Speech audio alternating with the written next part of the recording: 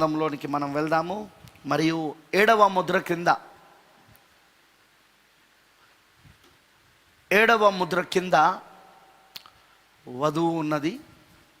ప్రపంచమంతనో 4వ ముద్ర పాండురవర్ణపు గుర్రముపై స్వారిచ్చేవాడు మృత్యు అనే పేరుతో పాతాళం అని వెంబడిస్తూ వాడు ఖడ్గము ద్వారా, కరువుల ద్వారా మరియు తెగుల ద్వారా 4వ వంతు ప్రజలను వాడు చంపుతూ వాడు వెళ్తూ ఉన్నాడు. అది మనం చూస్తూ ఉన్నాం. ప్రపంచమంతా ఈ సంఘ శాఖలు, అవిశ్వాసులు అందరూ దాని కింద ఉన్నారు. మరి 6వ ముద్ర కింద కూడా ఉన్నారు. 6వ ముద్రలో తాత్కాలికమైన తీర్పులు. మరి 6వ ముద్ర మూడు మడతల యొక్క మర్మమై ఉన్నది. 7వ ముద్ర, 6వ ముద్ర 3 మడతల యొక్క మర్మమై ఉన్నది. విమోచన కూడా 3 మడతల యొక్క మర్మమై ఉన్నది. That is a 3-fold mystery. Redemption is also 3-fold mystery. 3 మడతల యొక్క మర్మమై ఉన్నది. మరి ఆ 3 మడతల యొక్క మర్మాన్ని మనం గమనించాలి. మరి 6వ ముద్రలో కూడా మరి తీర్పులు ఆ యొక్క కుమ్మరించబడతా ఉన్నాయి. ఆ యొక్క పాత్రలు కుమ్మరించబడతా ఉన్నాయి.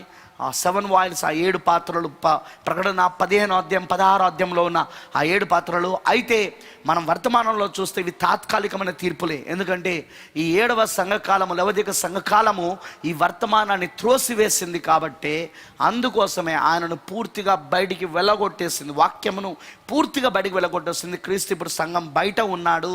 మరియు అందుకే ఈరోజు ఈ తాత్కాలికమైన తీర్పులు కుమ్మరించబడతా ఉన్నాయి. మరి ఇవన్నీ ముందుగానే ప్రవచించబడ్డాయి. అవన్నీ ఇప్పుడు జరుగుతూ ఉన్నాయి. అయితే ప్రియమైన దేవుని పిల్లలారా, మనమున్న ఈ సమయంలో, మనమున్న ఈ యొక్క కాలంలో మనము రక్తం క్రింద ఉన్నాం. వర్తమానమును అంగీకరించాం. ఈ 3వ నిర్గమములో మోషే వంటి ఒక ప్రవక్తను దేవుడు పంపాడు మనకు. మోషేకి ఎలాగైతే 2 సూచనలు ఇవ్వబడ్డాయో అందులో ఒకటి చేతికి దైవిక స్వస్థత. మనకు కూడా మన ప్రవక్త, 3వ నిర్గమం ప్రవక్త విలియం బ్రానమ్, ఆయనకు కూడా మరి ఆయన గారికి కూడా మరి రెండు సూచనలు ఆయనకి ఇవ్వబడ్డాయి. 2 వరములు, 2 సూచనలు మోషేకి ఇచ్చి దేవుడు ఎట్లా పంపించాడో అదే విధంగా మరి మరి మరి మీరు గమనిస్తే చూడండి, మొత్తం 3 సూచనలు ఇచ్చాడు. ఎవరికి 3 సూచనలు? మొదటి నిర్గమంలో మోషేకు 3 సూచనలు ఇచ్చాడు. మొదటి 2 సూచనలు ఆ స్వరమునకు వినకపోతే, మొదటి 2 సూచనల యొక్క స్వరమునకు అంటే వర్తమానానికి వాళ్ళు లోబడకపోతే, అప్పుడు 3వ సూచన అదే నీళ్లు కుమ్మరించినప్పుడు ఆ నీళ్లు రక్తంగా మారడం. అంటే ఇక తెగులు కుమ్మరించబడడం మొదలైందన్నమాట. తెగులు కుమ్మరించబడడం. సేమ్ థింగ్ ఇప్పుడు కూడా అంతే. ఈ ప్రవక్తకు 2 సూచనలు ఇవ్వబడ్డాయి. 3వ నిర్గమం ప్రవక్త విలియం బ్రెన్నామ్ గారికి. అందులో ఒకటి దైవిక స్వస్థత. ఎలాగైతే మోషే యొక్క చేతికి దైవిక స్వస్థత సూచన ఇవ్వబడిందో అలానే ఇక్కడ కూడా మన ప్రవక్త కూడా అలానే మొదటి ఇరుపు పరిచయలో దైవిక స్వస్థత ఆ చేతికి సూచనగా ఇవ్వబడింది.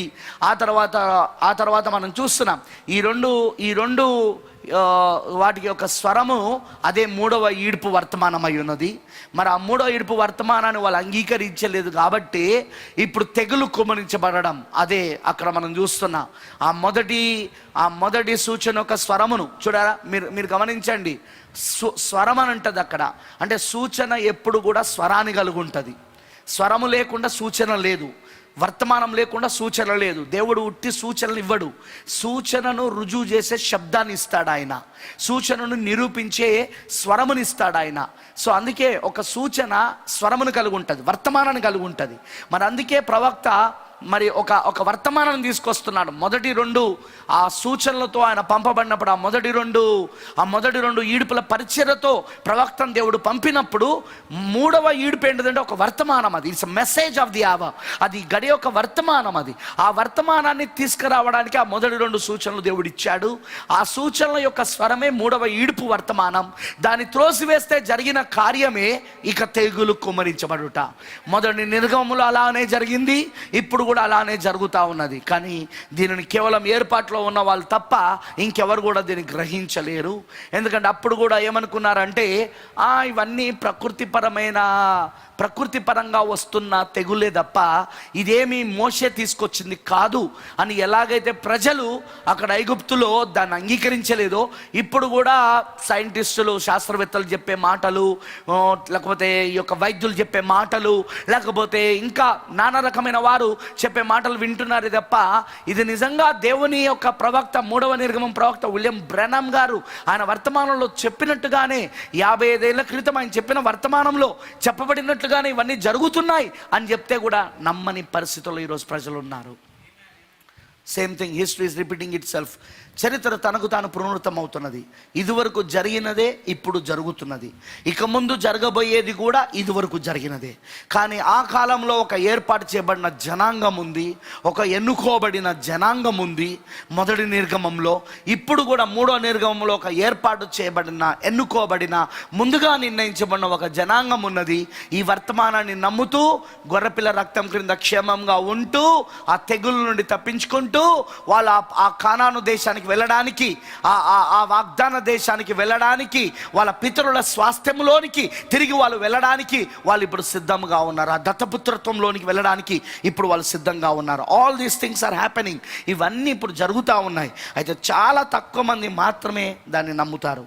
ఏది ఏమైనా మరి ప్రియమైన దేవుని పిల్లలారా, మరి దేవుని కృపను బట్టి ఈ రోజున ఇవన్నీ మనం గ్రహించగలుగుతున్నాం. So let us go to the Bible. పరిశుద్ధ గ్రంథంలోకి వెళ్దాం. మనం లేచి నిలబడి ఉండగా ఎస్తేరు గ్రంథంలో నేను ఒక కొన్ని వచనాలు నేను చదవాలని ఆశిస్తున్నాను. ఇక్కడ ఒక మాట ఉంది. మొర్దెకాయి ఎస్తేరుకు చెప్పిన మాట చూడండి. ఎస్తేరు 4వ అధ్యాయంలో 12వ వచనం చదువుకుందాం. వారు ఎస్తేరు యొక్క మాటలు మొర్దెకాయికి తెలపగా 13వ వచనం, మొర్దెకాయి ఎస్తేరుతో ఇట్లు ప్రత్యుత్తరం ఇచ్చి, రాజనగరులో ఉన్నంత మాత్రము చేత యూదులందరికంటే నీవు తప్పించుకుందువని నీ మనసులో తలంచుకొనవద్దు. నీవు ఈ సమయమందు ఏమీ మాట్లాడక మౌనముగా ఉన్న ఎడల, గమనించారా, వధువు మాట్లాడాలి, వధువు పలకాలి, వధువు మేలుకొనాలి, వధువు సమర్పించుకోవాలి, వధువు విజ్ఞాపన చేయాలి, వధువు పలకాలి. రాజు దగ్గర రాజాధికారం ఇస్తాడు. నువ్వు ఈ సమయమందు ఏమీ మాట్లాడక మౌనముగానున్న ఎడల యూదులకు సహాయమును విడుదలయు మరొక దిక్కు నుండి వచ్చును. కానీ వస్తుంది, దేవుడు ఎట్లాగో తప్పిస్తాడు. మీకు అర్థమైందని చెప్పింది. దేవుడు ఎలాగో తన పిల్లలను తప్పిస్తాడు ఆయన. అయితే ఇక్కడ ఎస్తేరు పాత్ర ముఖ్యమై ఉన్నది. ఎస్తేరు ఎందుకొరకు? ఆమె ఒక బానిస బాలికగా పుట్టి ఒక సాధారణమైన కుటుంబంలో పెరిగి ఆమె రాజనగరంలోనికి తీసుకొని పోబడింది. ఎందుకు రాజభవనంలోనికి, అంతఃపురంలోనికి తీసుకొని పోబడింది? ఎందుకు రాజు ఆమె పైన మిగతా స్త్రీల కంటే ఆమె పైన దయాదాక్షణలు కలిగి ఉన్నాడు? ఎందుకు ఆమెను రాణిగా ఎన్నుకున్నాడు? ఎందుకు ఇప్పుడు ఆమె ఆ స్థానంలో ఉందో ఇప్పుడు ఆమె గ్రహించవలసి ఉన్నది. అందుకే అంటున్నాడు, సహాయం ఎక్కడి నుండైనా వస్తుంది, మరొక దిక్కు నుండి వచ్చింది. కానీ నీవును నీ తండ్రి ఇంటి వారు నశించుదురు. నీవు ఈ సమయమును బట్టే, గమనించండి ఈ మాట, నీవు ఈ సమయమును బట్టే రాజ్యమునకు వచ్చుతివేమో ఆలోచించుకొనమని చెప్పుమనెను. అప్పుడు ఎస్తేరు మొర్దెకాయితో మరలా ఇట్లనెను, నీవు పోయి షూషాను నందు కనబడిన యూదులందరినీ సమాజ మందిరమునకు సమకూర్చి నా నిమిత్తం ఉపవాసం ఉండి 3 దినములు అన్నపానములు చేయకొనుడి. నేనును నా పనికత్తులను కూడా ఉపవాసముందుము. ప్రవేశించుట న్యాయ వ్యతిరిక్తముగానున్నను నేను రాజునొద్దకు ప్రవేశించుదును. నేను నశించెదను.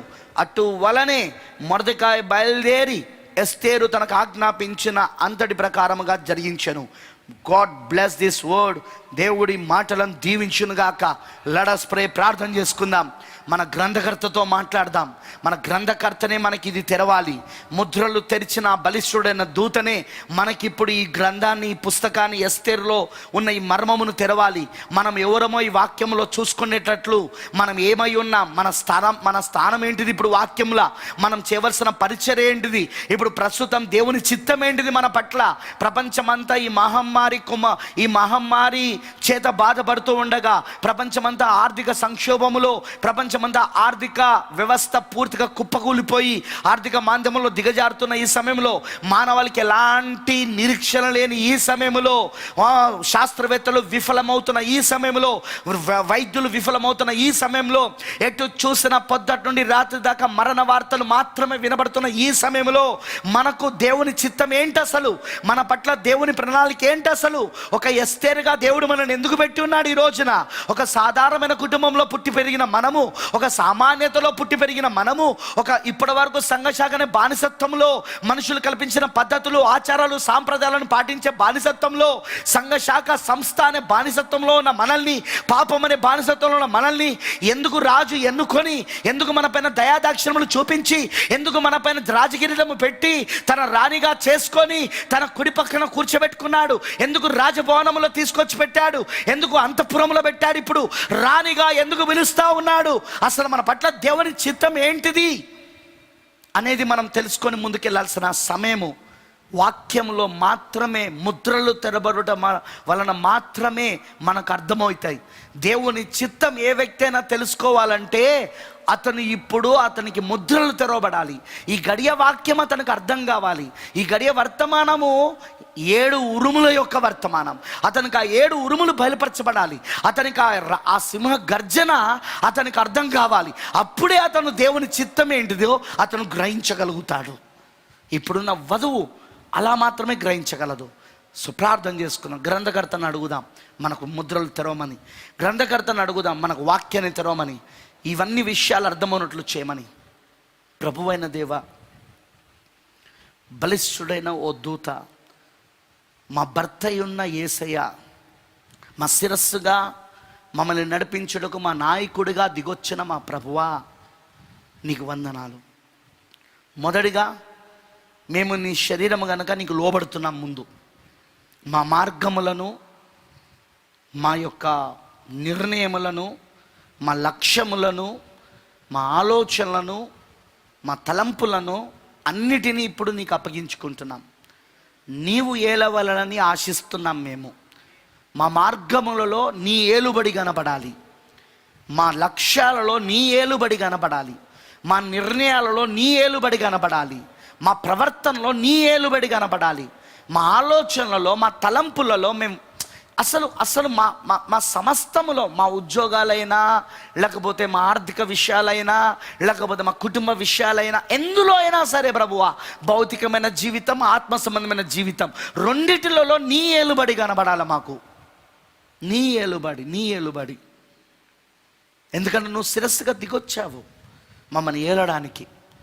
నువ్వు మా ఏలికవై ఉన్నావు, నువ్వు మా భర్తవై ఉన్నావు. భర్తకు భార్య లోబడవలసి ఉన్నది అన్ని విషయాలలో. ఆమె అన్ని విషయాలలో భర్త యందు భయము కలిగి జీవించవలసి ఉన్నది. పౌలు గారి సువార్త ప్రకారము భర్త యందు ఆమె భయము కలిగి అన్ని విషయాలలో లోబడవలసి ఉన్నది ఆమె. ఇప్పుడు మేము లోబడడానికి ఇష్టపడుతున్నాం దేవా. నీ వాక్యానికి, నీ నాయకత్వానికి మేము లోబడడానికి ఇష్టపడతా ఉన్నాం.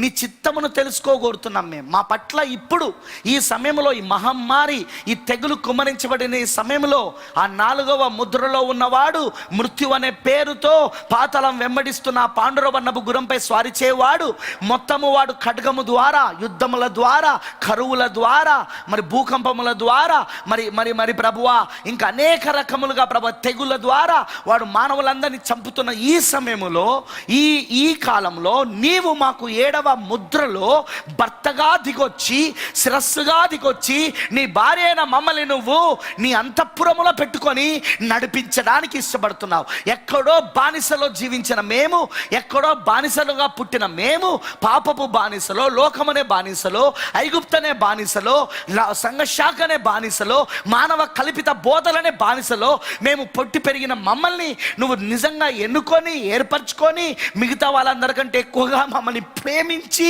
మా పైన ప్రభు దయ చూపించి, దయాదాక్షను కలుగుండి, నీ ప్రేమను వ్యక్తపరచడంలో ఎలాగంటే నువ్వు మమ్మల్ని ఏర్పరచుకొని, ఆ ఎన్నిక ద్వారా, ఏర్పరచుకున్న ద్వారా, మిగతా స్త్రీల కంటే ఎక్కువగా మమ్మల్ని ప్రేమించడం ద్వారా నువ్వు ఖచ్చితంగా ఈరోజు నీ దయాదాక్షిణలు, నీ ప్రేమను మాకు వ్యక్తపరచుకొని మమ్మల్ని రాణిగా చేసి, ఆ రాజకిరీటాన్ని ధరింపజేసి ఈరోజు నీ సన్నిధిలో మమ్మల్ని ఉంచావు ప్రభువా. ఇదంతా నీ కృపై ఉన్న తప్ప ఇంకేం లేదు.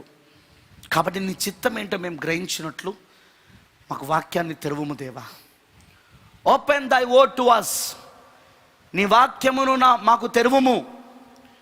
Open to your word. నీ వాక్యమును మాకు తెరువు దేవా. అప్పుడే మేము నీ చిత్తమును గ్రహించగలుగుతాం. మొర్దెకాయి వర్తమానమును మేము ఇప్పుడు పూర్తిగా నమ్మవలసి ఉన్నది, అనుకొనవలసి ఉన్నది. ఎస్తేరులాగా అలా మమ్మల్ని చేయి దేవా. ఇప్పుడు మేము ఆ పాత్రలో ఉన్నాం, ఇప్పుడు మేము ఆ స్థానంలో ఉన్నాం.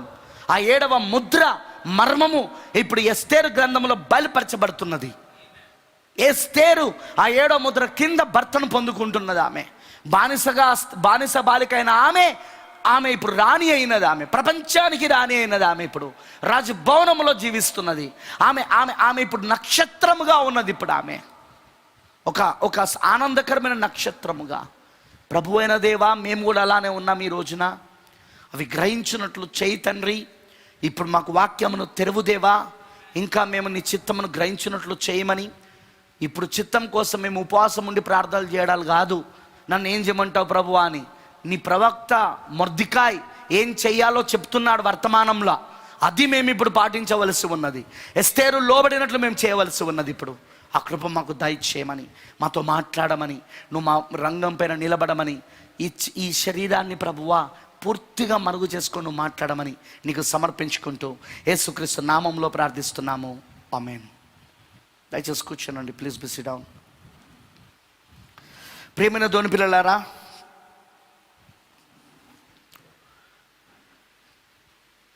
చాలా గందరగోళం ఉన్న పరిస్థితుల్లో మనం ఉన్నాం. ఇప్పుడు నిరీక్షణ కోల్పోయింది ఈ ప్రపంచం.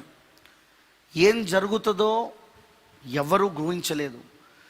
సంఘశాఖలో ఉన్న సేవకులందరూ దేశ క్షేమం కోసము, ప్రపంచ క్షేమం కోసము, ఈ మహమ్మారి తీసివేయబడాలని, వ్యాక్సిన్ రావాలని మానవుడు చేస్తున్న ప్రయత్నం ఏది? ఆ మంచి చెడ్డలు తెనువృక్ష వృక్షం యొక్క భుజించడం ద్వారా వచ్చిన ఫలము, ఆ మంచి చెడ్డ వృక్షం యొక్క ఫలమును తిని వాడు తయారు చేస్తున్న ఈ మెడిసిన్ ఏదైతే ఉందో, ఈ ఆ మందు త్వరగా రావాలని, మళ్ళీ చర్చలు మొదలు కావాలని, మళ్ళీ మీటింగ్లు ప్రారంభం కావాలని, మళ్ళీ సువార్త కూటలు కావాలని, ఇలా నానా రకాలుగా మరి 40 రోజులు ఉపవాస పడదాలని కొందరు, 10 రోజులు ఉపవాస పడదాలని కొందరు, 3 రోజులు ఉపవాస పడదాలని కొందరు, వీటన్నిటి కోసం వెళ్తూ ఉన్నారు. కానీ ప్రేమైన దేవుని పిల్లలారా, నిజంగా ఈ రోజున మనకు ముద్రలు తెరబడడం వలన, దేవుడు మనకు ముద్రలను తెరచడం వలన, అసలు ఈ సమయంలో మనమున్న ఈ కాలం ఏంటిది, ఇప్పుడు జరుగుతున్న ఈ సూచనలు ఏంటిది, ఇప్పుడు ఈ మహమ్మారి ఎందుకు వచ్చింది, ఈ తెగులు ఎందుకు కుమ్మరించబడింది, ఇప్పుడు మొత్తం ప్రపంచమంతా ఆర్థిక సంక్షోభంలోనికి, ఆర్థిక మాంద్యంలోనికి వెళ్తూ ఉన్నది, ఇంకా రాబోయే దినాలు తీవ్రంగా ఉండబోతున్నాయని ఎందుకు అంటున్నది, మరి ప్రపంచమంతా ఎందుకు ఇప్పుడు ఇంత గలిబిల్లో, అసలు నిరీక్షణ లేని స్థితిలో ఉన్నారు. సంఘశాఖలన్నీ వీటిని చూడలేక ఈ యొక్క వాళ్ళు అంటున్నది ఏంటంటే, ఈ మహమ్మారికి, ఈ తెగులుకి బైబిల్కి సంబంధం లేదు, అసలు బైబిల్తో సంబంధమే లేదు అని మాట్లాడుతున్నారు వాళ్ళు. మరియు మానవ ప్రయత్నాలు సఫలం కావాలని ప్రార్థన చేస్తున్నారు. అదే ఆ యొక్క వైరస్కి మందు కోసము, ఆ వైరస్కి మందుల కోసము, లేకపోతే దాని ఏమంటారంటే వ్యాక్సిన్ కోసము ఉపవాసం ఉండి ప్రార్థన చేస్తూ ఉన్నారు. కానీ నిజంగా వధువు మాత్రము ఇలాంటి సమయంలో ఆమెకు మొర్దెకాయని దేవుడు ఎందుకు పంపాడంటే, దేవుని చిత్తం ఏంటిదో మొర్దెకాయ వర్తమానం ద్వారా ఆమె తెలుసుకోవాలని. మనము ఎస్తేరులాగా ఒకప్పుడు బానిసలో పుట్టి పెరిగిన వాళ్ళం. ఐగుప్తులో వాళ్ళు ఎలా బానిసలో ఉన్నారో మనము కూడా అలానే ఉన్నాం. సంఘశాఖ అనే బానిసత్వంలో ఉండే, సంస్థ అనే బానిసత్వంలో ఉండే, మానవ కల్పిత బోధలు, మానవ ఆచారాలు, సాంప్రదాయాలు, వాక్య విరోధమైన అనేకమైన పద్ధతులు మనం ఆ బానిసత్వంలో ఉండే, మనము బానిసలుగా పుట్టాం. మనం పాపం అనే బానిసత్వంలో ఉండే, మనం లోకం అనే బానిసత్వంలో ఉండే. కానీ రాజు మనల్ని ఎన్నుకున్నాడు, రాజు మనల్ని ఏర్పరచుకున్నాడు, రాజు మన పట్ల ఆయన దయాదాక్షిణలు చూపించాడు. మిగతా ఏ స్త్రీలకు ఇవ్వనిది మనకిచ్చాడు ఆ దయాదాక్షిణాలు. అలాంటి దయాదాక్షిణలు చూపించి రాణిగా ఎన్నుకొని తన రాజకిరీటమును తన యొక్క రాణి అయిన ఎస్తేరు యొక్క తలపైన పెట్టి, ఈమె రాణి అని చెప్పి అందరికీ ఆమెను పరిచయం చేసి రాజకోటలో ఎందుకు పెట్టాడు, ఆమెను ఎందుకు రాజభవనములో అంతఃపురములో ఎందుకు పెట్టాడు, ఎందుకు అంటే ఆమె పట్ల ఒక దేవుని ప్రణాళిక, దేవుని ఒక చిత్తం ఒకటి ఉన్నది కాబట్టి దేవుడు ఆ విధంగా తీసుకెళ్ళాడు. అయితే ఆమె అక్కడ ఉన్నప్పుడు ఆమె తెలుసుకోవాల్సిన విషయం ఒకటి ఉంది. అదేంటంటే మొర్దెకాయ వర్తమానం ఒకటే ఆమెను అది మేలుకొల్పగలదు. ఆమె ఎందుకు ఆ స్థానంలో ఉన్నదో, ఆ రాజ్యంలో ఎందుకు అక్కడ పెట్టబడిందో, ఆమె ఆ స్థానానికి పోవడానికి కారణం ఏంటిదో మొర్దెకాయ వర్తమానము ఆమెను మేలుకొనేటట్లు చేసి, ఆమెను సమర్పించుకునేటట్లు చేసి, విజ్ఞాపన చేయనట్లుగా చేసి చేసి పలుకబడిన మాట ఒక పరిచర్యలోనికి వచ్చేటట్టుగా చేసింది. ఈరోజు నువ్వు నేను కూడా ఎస్తేరు రాణి వలె ఉన్నాం. రాణి ఇప్పుడు స్త్రీలందరిలో చివరి సాదృశ్యం పాత నిబంధనలో ఛాయలలో ఎవరు అంటే ఎస్తేరు. రాణితో ముగించబడుతున్నది, రాణి కథతో ముగించబడుతున్నది మొత్తం మీరు గమనిస్తే. కానీ మనం గమనించాల్సింది ఏంటంటే ఇప్పుడు మొర్దెకాయి ఏదైతే ఇక్కడ వర్తమానాన్ని ఎస్తేరు యొద్దకు హతాకు ద్వారా పంపుతున్నాడో, హతాకు ఎవరో చెప్పాను నేను, 5 రకాల విశ్వాసం, 5 రకాల పరిచర్యలు గుర్తుంచుకోనండి. 5 రకాల పరిచర్యలు ప్రపంచమంతటికి ఇవ్వబడుతున్న పరిచర్యలు అవి. 5-fold ministry is for the entire body of Jesus Christ. యేసుక్రీస్తు యొక్క మొత్తము శరీరానికి అది పరిచర్య, 5 రకాల పరిచర్యలు అనేవి. అయితే నెక్స్ట్ మనం గమనించాల్సింది ఏంటంటే మరి అదే ఎఫెసీ 4వ అధ్యాయంలో 5 రకాల పరిచర్యలు కనబడుతున్నాయి. కానీ కొరింథీయులకు రాసిన పత్రిక 9వ అధ్యాయంలో మాత్రము మనకు 9 వరాల గురించి చెప్పబడుతున్నాయి. 9 వరాలు లోకల్ చర్చ్, స్థానిక సంఘానికి ఇవ్వబడుతున్న వరాలు అవి, స్థానిక సంఘానికి ఇవ్వబడుతున్న వరాలు.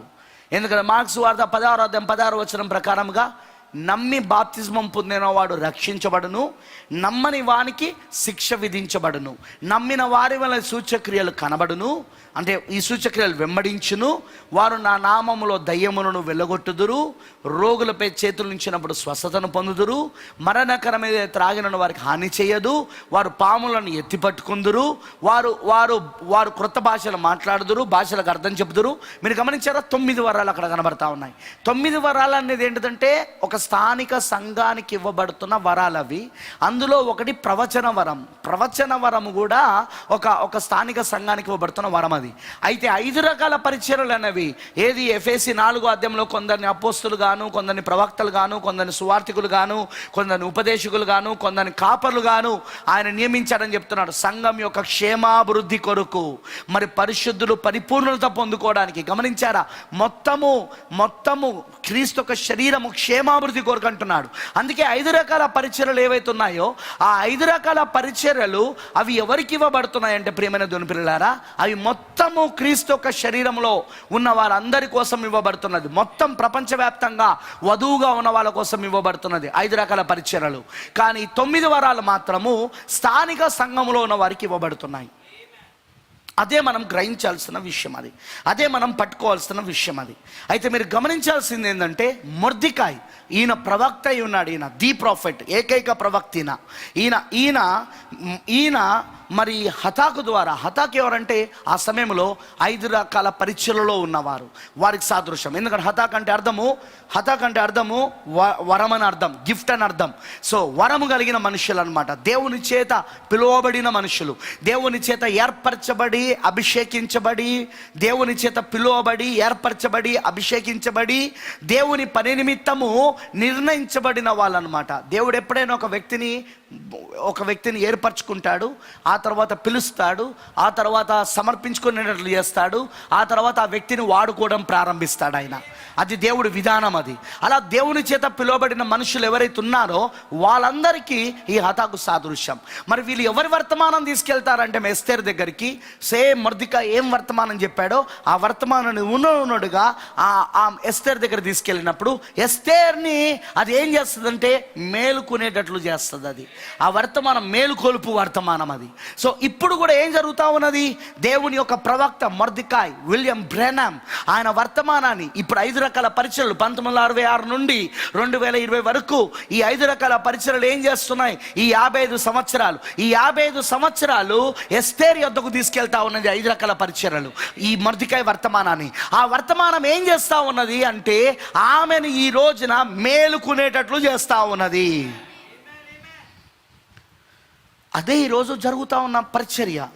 మరి ఇప్పుడు ఆమెకు మొర్దెకాయి వర్తమానము ఏమి నేర్పించిందంటే అసలు ఆమె పట్ల దేవుని చిత్తం ఏంటిది, ఆమె పట్ల దేవుని యొక్క ప్రణాళిక ఏంటి, ఆమె ఎందుకు ఆ బానిస బాలికగా పుట్టి పెరిగిన ఆమె, ఒక సామాన్యమైన కుటుంబంలో పుట్టి పెరిగిన ఆమె ఎందుకు ఇప్పుడు రాణిగా ఆ కోటలో, ఆ భవనములో ఉంచబడింది ఆమె.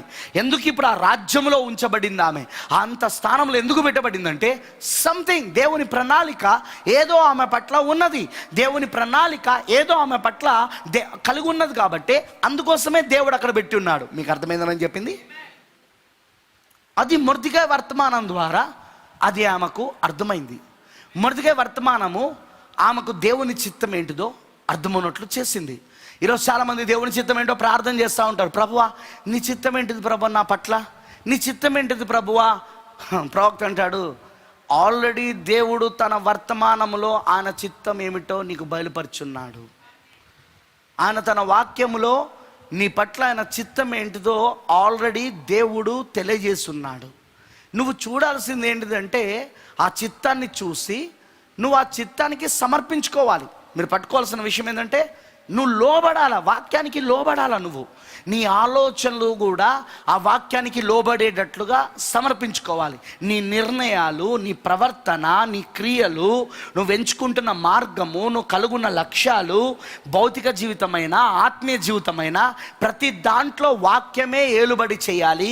వాక్యమే, ఎందుకంటే మనుష్యుడు బ్రతుకుచున్నది రొట్టె వలన మాత్రము కాదు కానీ దేవుని నోటి నుండి వచ్చే ప్రతి మాట వలన జీవించును అనే ఆ మాట ప్రకారముగా ప్రతి దాంట్లో వాక్యముతోనే చూసుకుంటూ, వాక్యాన్ని దాటకుండా, వాక్యాన్ని మీరకుండా, వాక్యములోనే ఉంటూ ఆ కాలపు ప్రవక్త యొక్క వర్తమానములో ఏదైతే ఆ ప్రవక్త ద్వారా దేవుడు పలికి ఉన్నాడో, ఏదైతే ఆ ప్రవక్త ద్వారా దేవుని చిత్తము చెప్పబడి ఉన్నదో ఆ కాలం యొక్క స్వరము, ఆ 7వ దూత యొక్క స్వరమును నువ్వు గ్రహిస్తూ ఇది దేవుని పట్ల నా పట్ల దేవునికి ఉన్న చిత్తం అని చెప్పి పూర్తిగా నువ్వు లోబడాలి, పూర్తిగా నువ్వు సమర్పించుకోవాలి దానికి.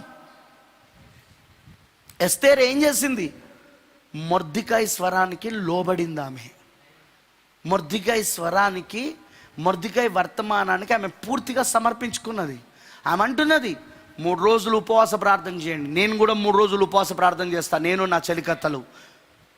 నేను నశించినా నశించవచ్చు. కారణం ఏంటిది అంటే రాజు పిలవకుండా ఎవరైనా రాజు సముఖంలోనికి వెళ్తే అది అది అది చట్ట వ్యతిరేకం, అది న్యాయ వ్యతిరేకం. అది న్యాయ వ్యతిరేకంలో మరణ శిక్ష విధించబడుతుంది. అందుకు నా ప్రాణాలు కూడా పోవచ్చు ఒకవేళ. అయినా నేను దాని గురించి భయపడతలేదు, నేను సమర్పించుకుంటాను దేవునికి. మొర్దెకై వర్తమానం ఆమెను, ఆ మేలుకొలుపు ఆమెను ఏం చేసిందంటే పూర్తిగా వాక్యానికి లోబడేటట్టు చేసింది. ఆమె ఆమె ఆమె మార్గమును ఎంచుకునేటప్పుడు మొర్దెకై వర్తమానం ప్రకారంగా ఎంచుకున్నది. ఆమె లక్ష్యాన్ని ఎంచుకునేటప్పుడు మొర్దెకై వర్తమానం ప్రకారంగా ఆ లక్ష్యాన్ని ఎంచుకున్నది. ఆమె ప్రవర్తించేటప్పుడు ఆ రాజు ఎదుటకు వెళ్తున్నప్పుడు ఆ ప్రవర్తన ఉంటుంది, ఆ నడక ఉంటుంది, ఆమె వేసుకుంటున్న వస్త్రాలు ఉంటాయి, రాజవస్త్రాలు, అవన్నీ మొర్దెకై వర్తమాన ప్రకారముగానే ఉండేటట్లు చూసుకున్నది ఆమె. అంతగా మొర్దెకై వర్తమానం పైన ఆమె ఆధారపడి, ఎందుకంటే మనం చదివినాం లేఖనంలో ఏంటిది, ఆమె రాణి అయిన తర్వాత కూడా ఎవరి మాట వింటా ఉన్నదంటే మొర్దెకై మాటనే వింటా ఉన్నది ఆమె. అది కూడా నేను చదివించాను ఆల్రెడీ. కాబట్టి ఆమె పూర్తిగా మొర్దెకై వర్తమానం పైన ఆధారపడింది. నేను ఇప్పుడు రాని కదా, నా ఇష్టం వచ్చినట్లు నేను ప్రవర్తిస్తా, నా ఇష్టం వచ్చినట్లు నేను లక్ష్యాలు పెట్టుకుంటా, నా ఇష్టం వచ్చినట్లు నేను జీవిస్తా, నేను ఇప్పుడు రానిను కదా, దేవుడు నన్ను ఎన్నుకున్నాడు కదా, నేను రాజు చేత ఎన్నుకోబడ్డాను కదా, ఇలా ఉండదు. ఎస్తేర్ ఎలాగైతే పూర్తిగా మొర్దెకై యొక్క స్వరానికి లోబడిందో, వర్తమానానికి లోబడిందో, ఆమె నడక, ఆమె ప్రవర్తన, ఆమె ఆశలు, ఆమె కోరికలు, ఆమె నిర్ణయాలు, ఆమె ఎంచుకున్న మార్గము, ప్రతిదీ మొర్దెకై వర్తమానానికి ఎలా సమర్పించుకుందో ఇప్పుడు కూడా ఈ కాలం యొక్క ఎస్తేర్ కూడా మన కాలపు మొర్దెకై విలియం బ్రెనమ్ వర్తమానానికి ఆ విధంగానే సమర్పించుకుంటారు. ఆ విధంగానే సమర్పించుకుంటారు. ఎందుకు అంటే వాళ్ళు వాళ్ళు వాళ్ళు వాళ్ళు వాళ్ళు వాళ్ళు మొర్దెకై వర్తమానం ద్వారానే ఆ రాణి అయింది ఆమె. రాజు ఏం చూశాడట ఆమె లోపట? క్యారెక్టర్, గుణలక్షణం. ఎందుకంటే వస్తీ అందరికంటే సుందరవతి ఆమె. రాజు సౌందర్యం కోసం వెతకలేదు, తనను రాణిగా చేసుకోబోతున్న ఆమెను, ఆ స్త్రీలలో సౌందర్యాన్ని వెతకలేదు ఆయన వెతికింది ఏంటిదంటే క్యారెక్టర్, గుణలక్షణం. అందుకే ఆమె నడకను చూశాడు, ఆమె ప్రవర్తనను చూశాడు రాజు. ఆమెకు ఒత్తిడి తీసుకొచ్చాడు, ఆమెకు కొన్ని పరీక్షలు పెట్టాడు. అవన్నిట్లలో ఎస్తేరు మొర్దెకాయి కింద పెరిగింది కాబట్టి, మొర్దెకాయి వర్తమానంలో పెరిగింది కాబట్టి చిన్నప్పటి నుండి. ఎందుకంటే మొర్దెకాయి ఆమెను తన కుమార్తెగా తీసుకున్నాడు. ఆమె తల్లిదండ్రులు సంఘశాఖలు చచ్చిపోయినాయి ఆమెకు. హల్లెలూయా. ఆమె ఎలా రాణిగా ఉండడానికి కావలసిన, రాజు మెచ్చుకునే గుణలక్షణాలు, రాజు కావలసిన గుణలక్షణాలు ఏవైతే ఉన్నాయో ఆ స్వభావము అదంతా మొర్దెకాయి చిన్నప్పటి నుండి ఆమెకు నేర్పించున్నాడు. కాబట్టి ఇప్పుడు మొర్దెకాయి యొక్క వర్తమానమే ఆమెను రాణిగా చేసింది. అక్కడ రాజుకి ఇష్టమైన దానిగా చేసింది, రాజు నియమించేదానిగా చేసింది, రాజు దయాదాక్షిణాలు పొందుకునేటట్లు చేసింది, రాజు కిరీటం ధరింపజేసినట్లు చేసింది, రాజసింహాసనం మీద కూర్చునేటట్లు చేసింది, రాజు యొక్క కోటలో అంతఃపురములో జీవించేటట్టుగా, రాజ్యంలో ఉండేటట్టుగా చేసింది. ప్రథమ పౌరురాలుగా చేసింది అది. అలాంటప్పుడు ఆమె ఏ విధంగా ఇప్పుడు మొర్దెకాయి వర్తమానం కాదంటది ఆమె. అందుకే ఆమె రాణి అయిన తర్వాత కూడా ఆమె మొర్దెకాయికే లోబడిందని బైబిల్ చెప్తున్నది. మొర్దెకాయికే ఆమె లోబడింది, మొర్దెకాయి వర్తమానానికి ఆమె లోబడింది. ఇప్పుడు కూడా ఆమె ఈ సంక్షోభ సమయంలో, ఈ యొక్క మహమ్మారి సమయంలో, ఈ యొక్క ప్రపంచవ్యాప్తంగా వస్తున్న మహమ్మారి సమయంలో, మొత్తము ఆర్థిక సంక్షోభ సమయంలో, అపవాది మరి తీసుకురాబోతున్న ఆ మారణ హోమం సమయంలో ఇక్కడ కూడా ఆమె ఎవరి స్వరానికి లోబడుతుంది అంటే మొర్దెకాయి స్వరానికి లోబడుతుంది.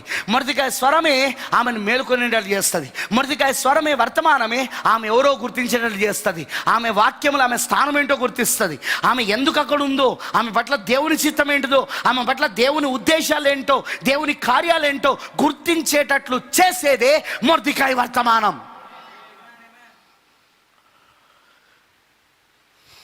దట్స్ ట్రూ, అది నిజమది. ఇప్పుడు ఆ మొర్దెకాయి వర్తమానము ఆమెను మేల్కొనేటట్లు చేసింది. ఇప్పుడు ఆమె ప్రవర్తించే ప్రవర్తన మొర్దెకాయి వర్తమానం ప్రకారం ఉండబోతోంది. ఇప్పుడు ఆమె తీసుకున్న నిర్ణయం న్యాయ వ్యతిరేక్తమైన అని తెలిసి కూడా, నశిస్తే నశించిపోవచ్చు అని తెలిసి కూడా మొర్దెకాయి వర్తమానం పైన ఆధారపడింది ఆమె మేలుకొని పూర్తిగా వర్తమానానికి లోబడింది. ఆమె పూర్తిగా వాక్యానికి లోబడింది. ప్రియమైన దేవుని పిల్లలారా, మన ప్రవక్త బ్రెన్హామ్ గారు ఏమంటారంటే, నువ్వు ఎప్పుడైనా సరే వాక్యాన్ని నీ జీవితంలోనికి ఆహ్వానించినప్పుడు కొంత భాగాన్ని ఆహ్వానించకు, కొంతవరకే ఆహ్వానించకు, పూర్తిగా ఆహ్వానించు. సంపూర్ణమైన వాక్యమునకు సంపూర్ణమైన విధేయత చూపించినప్పుడే ఆ గుర్తు నీకు ఆపాదించబడుతుంది, ఆ గుర్తు నీకు ఇవ్వబడుతుంది. నువ్వు సంపూర్ణ వాక్యాన్ని అంగీకరించు. నీకు నచ్చినవి తీసుకొని వర్తమానంలో నీకు నచ్చని వాటిని పక్కబెట్టడం, నీకు అనుకూలంగా లేని వాటిని పక్కబెట్టడం, నీకు అనుకూలంగా ఉన్న వాటిని తీసుకోవడం, లేదా నువ్వు చదువుతున్న వర్తమానంలో ఎవరి గురించేలో నీకు తెలుసు కాబట్టి ఆ వర్తమానంలో అతని గురించి సంబంధించిన విషయం ఏదైనా ప్రవక్త చెప్తే దాన్ని అండర్లైన్ కొట్టి దాని వెంటనే ఎస్ఎంఎస్లు పంపడం, దాని వెంటనే వాట్సాప్ గ్రూప్లో, ఫేస్బుక్లో దాన్ని షేర్ చేయడం ఆ వ్యక్తికి. ఎందుకంటే ఆ వ్యక్తికి ఇదిగో నీకు పడతాను చూడు, దెబ్బ పడతాను చూడు ప్రవక్త. అది కాదు. ఎస్తేర్ ఇప్పుడు అట్లాంటి పనులు చేయదు. పగ తీర్చుకోవడాలు, వర్తమానంతో ఒకరిని కొట్టడాలు, వర్తమానంతో ఒకరిని విమర్శించడాలు, వర్తమానంతో ఒకరిని గురించి చెడుగా అంటే వర్తమానమును అడ్డు పెట్టుకొని ఆ ఎదుట వ్యక్తిని నువ్వు దోషివిరా, నువ్వు పాపివిరా, నువ్వు పనికిరాని వాడివిరా, నువ్వు ఇదిరా అదిరా అని చూపించేది కాదు. ఎస్తేర్ ఎలా ఉంటుందండి, ప్రభువా నా పట్ల నీ చిత్తం ఏమైతే ఉందో ఈ మొర్దెకాయి వర్తమానంలో నాకు చూపించు. నేను ఇంకా సరిదిద్దుకోవాల్సిన విషయాలు ఏమున్నాయో, నేను సమర్పించుకోవాల్సిన విషయాలు ఏమున్నాయో, నీ చిత్తానికి వ్యతిరేకముగా, నీ స్వభావానికి వ్యతిరేకముగా, నీ గుణలక్షణాలకు వ్యతిరేకంగా నాలో ఉన్నవి ఏమున్నాయో ఆ బలహీనతలను అవన్నీ నేను ఒప్పుకోవడానికి సిద్ధంగా ఉన్నాను. నీ వాక్యం పూర్తిగా నన్ను ఏలవాలని ఆశిస్తున్నాను. నా నడినెత్తి మొదలుకొని అరకాలి వరకు నీ వాక్యమే నన్ను ఏలవాలని ఆశిస్తున్నాను. నా మార్గాలైనా సరే, నా ప్రవర్తనలైనా సరే, నేను ఎంచుకుంటున్న మార్గములైనా సరే, లక్ష్యములు అయినా సరే, నిర్ణయాలలో అయినా సరే, నా నడకలైనా సరే, నా పడకలైనా సరే, ప్రతి దాంట్లో నీ వాక్యమే కావాలా. నాకు నీ వాక్యాన్ని నేను వెంబడించగోరుతున్నా, నీ వాక్యానికే నేను సమర్పించుకోగోరుతున్నా, నీ వాక్యం చెప్పినట్లు నేను చేస్తాను, నాకు మొర్దెకాయి ఏం చెప్తే నేను దానికి లోబడతాను అనేవాడు కావాలి. కానీ అనుకూలమైన విషయాలను తీసుకొని ప్రతికూలమైన విషయాలు తీసేయాలి. తప్పది.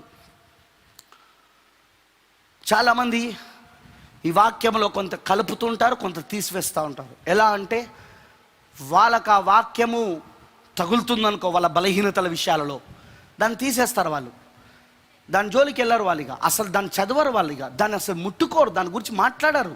ఎవరైనా దాని గురించి చెప్తే విమర్శిస్తారు, ఎందుకంటే అతని బలహీనతలు బయటపడుతున్నాయి కాబట్టి. అదే అనుకూలంగా ఉందనుకో, ఆమేన్, హల్లెలూయా, దేవునికి స్తోత్రం, అవును. అదే ఎదుటవాని బలహీనతలు వెళ్తున్నాయి అనుకో, ఆ వాక్యంలో అవును అవును నిజమది అని మాట్లాడతారు. What happening? ఏం జరుగుతుంది? ఎస్తేర్ అలా ప్రవర్తించలేదు. ఆమె సంపూర్ణమైన వాక్యం మనకు సంపూర్ణమైన విధేయతను కలిగి ఉండడమే ఆ ఆనవాళ్ళు, ఆ గుర్తును ఆపాదించుకోవడం, ఆ గుర్తును పొందుకోవడం, ఆ గుర్తును కలిగి ఉండడం. కొంత వాక్యాన్ని కాదు, కొంత వర్తమానాన్ని కాదు, లేకపోతే వీళ్ళ గురించి వాళ్ళ గురించి చెప్పే విమర్శలు కాదు. నువ్వు పూర్తిగా వాక్యానికి లోబడాలా, నువ్వు పూర్తిగా నువ్వు వర్తమానానికి లోబడాలా, పూర్తిగా నువ్వు పరిశుద్ధాత్మకు లోబడాలా, పూర్తిగా నువ్వు వాక్యానికి నువ్వు సమర్పించుకోవాలి. ఎవరు కూర్చో నీకు అవసరం లేదు. ముందు నీవు, నీ జీవితము, నీ రూపము, నీ పోలిక వాక్యములో ఉందో లేదో చూసుకోవాలా. నువ్వు అసలు నువ్వు దేవుని వాక్య స్వరూపంలోకి మారుతున్నావో లేదో, వాక్యం యొక్క పోలికలోనికి నువ్వు మలచబడుతున్నావో లేదో, క్రీస్తు స్వరూపంలోనికి వస్తున్నావో లేదో చూసుకోవాలా. నువ్వు ఆ పరిపూర్ణ మానవ స్వరూపము నీలో కలుగుతుందో లేదో చూసుకోవాలా. నువ్వు ఇప్పుడు ఆ వ్యక్తి ఇందులో ఉన్నాడా వాక్యంలా, ఈ వ్యక్తి ఉన్నాడా, ఈ పాస్టర్ ఉన్నాడా, ఆ పాస్టర్ ఉన్నాడా, ఈ సంఘం ఉందా, ఆ సంఘం ఉందా, దట్స్ నాట్ యువర్ బిజినెస్. అది నీ పని కాదు. ఎస్తేరు వలె నువ్వు సమర్పించుకోవడం నీ పని. ఎస్తేరు నీళ్ళు అనలేదు, ఎంతోమంది స్త్రీలు ఉన్నారు, వాళ్ళని వదిలిపెట్టేసి నా గురించి ఎందుకు చెప్తున్నావు, రాజు దేవుడికి వాళ్ళ దగ్గర మబ్బొచ్చుగా, వాళ్ళు ఇట్లున్నారు వీళ్ళు అట్లున్నారు. లేదు, ఆమె మొర్దెకాయికి ఆ మొర్దెకాయి తీసుకొచ్చిన ఆ దేవుని సంపూర్ణమైన చిత్తానికి ఆమె పట్ల ఆ సమయంలో, ఆ గడియలో, ఆ మారణ హోమము ఆమె పైన, ఆమె యొక్క ప్రజలపైన రాబోతున్న సమయంలో అపవాది హామాను వాడు వేసిన పన్నాగములో, వాడు వేసిన దుష్ట ఆలోచనలో, ఆ సంహరణలో, ఆ మరణ హోమములో ఆమె ప్రజలు ఇప్పుడు చట్టములో, అది చట్టం కూడా చేయబడి అది అన్నీ కావలసిన అన్నిటికీ సిద్ధపడుతున్న ఆ సమయంలో ఆమె ఇలా అనుకోలేదు. ఆమె వేరే స్త్రీలను పంపొచ్చు కదా, వేరే వాళ్ళని పంపొచ్చుగా, వేరే వాళ్ళని చూడలేదు. ఆమె నా పట్ల దేవుడి చిత్తం ఏంటిది మొర్దెకాయి వర్తమానంలో, నా గురించి అసలు దేవుడు ఏం మాట్లాడుతున్నాడు, నా విషయం గురించి దేవుడు ఏం మాట్లాడుతున్నాడు, నేనేంటి అసలు దేవుని దగ్గర, నేనేంటి అసలు వర్తమానంలో అని చూసుకోవడమే వ్యక్తిగతమైన ప్రత్యక్షత. ఇది సామూహిక ప్రత్యక్షత కాదు. ఇప్పుడు ఇది వ్యక్తిగత ప్రత్యక్షత. ఇది వ్యక్తిగతంగా దేవుడు మాట్లాడుతున్నాడు. ఎస్తేరుగా ఎవరెవరినైతే ఆయన ఎన్నుకొని ఉన్నాడో ఆ రాణిలో ఉన్న సభ్యులు ఎవరైతే ఉన్నారో, ఆ ఎస్తేరు రాణిగా ఉండడానికి నిర్ణయించబడిన సభ్యులు క్రీస్తు యొక్క మనముక్తమైన శరీరంలో ఉన్నారో, వారితో ఆయన వ్యక్తిగతంగా ఆయన సంధిస్తున్నాడు, వ్యక్తిగతంగా వ్యవహరిస్తున్నాడు. ఎందుకంటే ప్రవక్త చెప్పినట్టు ఇజ్రాయేలుతో ఆయన ఎప్పుడు వ్యవహరించినా ఒక దేశముగా వ్యవహరిస్తాడు, కానీ ఆయన అన్యజనులతో వ్యవహరించేటప్పుడు మాత్రం వ్యక్తిగా వ్యవహరిస్తాడు ఆయన. ఇది నువ్వు వ్యక్తిగతంగా చూసుకోవాల్సిన సమయం. ఇది నీ జీవితము, నీ చిత్తము, నీ సమర్పణ వాక్య ప్రకారంగా ఉందా? మొర్దెకాయి వర్తమానములో నీవు దేవుడి చిత్తాన్ని చూడగలిగావా? నీకు ఆ ముద్ర తెరవబడిందా? నీ పట్ల కలుగున్న ముద్ర ఆ మొర్దెకాయి వర్తమానంలో తెరవబడిందా? నీ ముద్ర నీకు తెరవబడిందా? నువ్వు ఎవరివో చూసుకోగలుగుతున్నావా? నువ్వు ఎక్కడి నుండి వచ్చినావో చూసుకోగలుగుతున్నావా? ఎందుకు ఇప్పుడు ఈ స్థానంలో ఉన్నావో చూసుకోగలుగుతున్నావా? ఇక ముందు నీకేం కాబోతుందో చూసుకోగలుగుతున్నావా? అవన్నీ నువ్వు చూడగలిగినప్పుడే దేవుని అద్భుతమైన ప్రణాళిక, ఆ దేవుని యొక్క ఆ విమోచన పథకము, ఆ విమోచన గ్రంథములో, ఆ ముద్రలలో, ఈ బైబిల్ అంతా విమోచన గ్రంథమై ఉన్నది. ఈ బైబిల్ అంతా ముద్రలో ముద్రించబడింది. ఎందుకంటే ఈ బైబిల్, ఈ విమోచన గ్రంథము ఆ ముద్రలో దాగున్నది. ఎప్పుడైతే ముద్రలు తెరబడ్డాయో ఈ విమోచన గ్రంథం అంతా, ఈ బైబిల్ అంతా తెరబడింది. ఆ ప్రణాళికలో నువ్వు ఎవరువో, క్రీస్తు నీకు సంబంధం ఏంటిదో, మొర్దెకాయి ఎందుకు వచ్చాడో, అసలు హతాక్ ఎందుకున్నాడో, ఇవన్నీ నీకు అర్థమైనప్పుడు నువ్వు దానికి సమర్పించుకొని, ఎస్తేరు వలె మేలుకొని సమర్పించుకొని విజ్ఞాపన చేసి పలకబడిన మాట ఒక పరిచయంలోనికి వస్తావు. నువ్వు ఇవన్నీ లేకుండా నువ్వు పలకబడిన మాట ఒక పరిచయంలోనికి రాలేవు. ఇంకొందరు అంటారు, దేవుని చిత్తం అయితే ఎత్తబడతామండి, దేవుడు కృపంటే ఎత్తబడతాం. వీళ్ళెవరో తెలుసా? అసలు దేవుడు కృప అంటే ఏంటో గ్రహించని వారు. వీళ్ళకు కృపా వర్తమానం అర్థం కాలేదు. వీళ్ళకు కృపా వర్తమానం అర్థం కాలేదు. వీళ్ళకు కృపా వర్తమానమే దేవుని కృప. ఆ కృప ఎందుకు ఇచ్చాడు? ఎత్తబడే విశ్వాసం ఇవ్వడానికి, పలకమన్న మాట పరిచయంలోనికి రావడానికి, పలకమన్న మాట పరిచయం ద్వారా నువ్వు ఈ పక్షిరాజు రెక్కలతో ఎగిరిపోయే సమయము సిద్ధపడడానికి. కానీ వారు తప్పించుకోవడానికి వాళ్ళు చెప్పే మాటలు అన్నమాట, అవి మోసపరిచే మాటలు అన్నమాట. వాళ్ళు తమను తాము మోసపరుచుకుంటున్నారు, ఎదుటవాని కూడా మోసపరుస్తూ ఉన్నారు వాళ్ళు. ఇప్పుడు దేవుడు ఏం చేస్తున్నాడు? ఇప్పుడు సాతానుడు ఏం చేస్తున్నాడో మనకు అర్థమైంది. వాడు 4వ ముద్రలో పాండురవర్ణపు గుర్రము పైన స్వారీ చేసుకుంటూ మృత్యు అనే పేరుతో పాతాళం వాని వెంబడిస్తున్నదని, వాడు ఖడ్గము ద్వారా, తెగుల ద్వారా మరియు కరువుల ద్వారా 4వ వంతు ప్రజలను చంపుతున్నాడని, వాడికి అధికారం ఇవ్వబడిందని, అలానే 6వ ముద్రలో తాత్కాలికమైన తీర్పులు, ఆ 3వ మడత యొక్క మర్మము జరుగుతూ ఉందని, తాత్కాలిక తీర్పులు కుమరించబడుతున్నాయని మనకు అర్థమైంది. ఇప్పుడు వాళ్ళ గురించి మనకు అర్థమైనప్పుడు మన గురించి మనకు అర్థం కావాలి కదా. మనకున్న ముద్ర ఏంటిది ఇప్పుడు అంటే 7వ ముద్ర మనకు అర్థం కావాలి కదా. లవోదికయ సంఘ కాలంలో వధువుకి 7వ ముద్ర తెరవబడింది. ఆ ప్రకటన 10 7వ ముద్ర అని ప్రవక్త చెప్పి ఉన్నాడు. మనం ఎన్నో మెసేజ్లలో ఆయన చెప్పింది చదివినాం, మనం ఆల్రెడీ అది చూసుకుంటూ వచ్చాము. ఆ 7వ ముద్ర, ఆ ప్రకటన 10 అని, అది ప్రభు రాకడాని, ఆయన శిరస్సుగా దిగొస్తున్నాడని, ఆయన భర్తగా దిగొస్తున్నాడని, ఆయన తన భార్యను నడిపించడానికి రాజు దిగొస్తున్నాడని, రాణిని నడిపించడానికి, ఇలాంటివన్నీ మనం చూసుకుంటూ వచ్చాం. మనం దేవుని చిత్తం ఏంటిదో నువ్వు ఇప్పుడు తెలుసుకోవాలంటే ఉపవాస ప్రార్థన కాదు ఇప్పుడు నువ్వు చేయాల్సింది. మొర్దెకాయి వర్తమానాలను వినాల, నువ్వు ఇప్పుడు ముద్రలను వినాలి. ఇప్పుడు నువ్వు వర్తమానాలు వినాలి. ఇప్పుడు నువ్వు ఆ ముద్రలో దాగున్నది ఏంటిదో, ఆ 7 ఉరుముల యొక్క స్వరమును నువ్వు ఇప్పుడు వినాలా. ఆ రాజు యొక్క ఆజ్ఞను, ఆ 7 నపుంసకుల ద్వారా ఇవ్వబడిన ఆ 7 స్వరముల యొక్క వర్తమానమును, ఆ 7 వర్తమానికుల యొక్క 7 స్వరములను, ఆ 7 దూతల యొక్క 7 స్వరములను నువ్వు వినగలగాలి ఇప్పుడు నువ్వు. అది నిన్ను దేవుని చిత్తం ఏంటిదో నీకు బయలుపరుస్తుంది. అది నీకు దేవుని ప్రణాళిక ఏంటో బయలుపరుస్తుంది. నువ్వెందుకు ఇప్పుడు భూమిపైన ఉన్నావు అర్థమయ్యేటట్టు చేస్తుంది. అది నిన్ను సమర్పణలోనికి తీసుకొస్తుంది. అది నిన్ను పనిలోనికి తీసుకొస్తుంది. అది నిన్ను విజ్ఞాపనలోనికి తీసుకొస్తుంది, క్రియలోనికి తీసుకొస్తుంది. నీ నడక, నీ ప్రవర్తన, నీ ఆలోచన, నీ లక్ష్యము, నీ నిర్ణయము, నీ వస్త్రధారణ, ప్రతిదీ మొర్దెకాయి చెప్పినట్టు ఉంటుంది. మొర్దెకాయి అలా నీకు చెప్పి ఉన్నాడు కాబట్టి దాని ప్రకారంగా ఉంటుంది. నువ్వు ఆ విధంగా సమర్పించుకుంటావు. నశించదను కానీ నేను మాత్రం వర్తమానంలోనే నిల్చుంటా. నేను వర్తమానం మొర్దెకాయి చెప్పిన యొక్క స్వరమునకు లోబడి నేను ముందుకెళ్తా. అదిగో అది కావాలా ఈరోజు ఎస్తేరు దగ్గర ఖచ్చితంగా ఉంటుంది. ఖచ్చితంగా. ఎందుకంటే సాదృశ్యంలో ఉన్నదంటే నిజ రూపంలో కూడా ఉంటుంది. ఎందుకంటే మనం చాలాసార్లు చూసాం నిజ రూపం లేకుండా సాదృశ్యం రాదని. ఛాయ ఏర్పడాలంటే ఛాయకు నిజ రూపం ఉండాలా లేదా? నిజమైన రూపము పైన వెలుగు పడినప్పుడే ఛాయ ఏర్పడుతుంది. ఛాయలు ఎట్లొస్తాయండి, నీడలు ఎట్లొస్తాయండి? నిజ రూపం పైన వెలుగు పడినప్పుడు.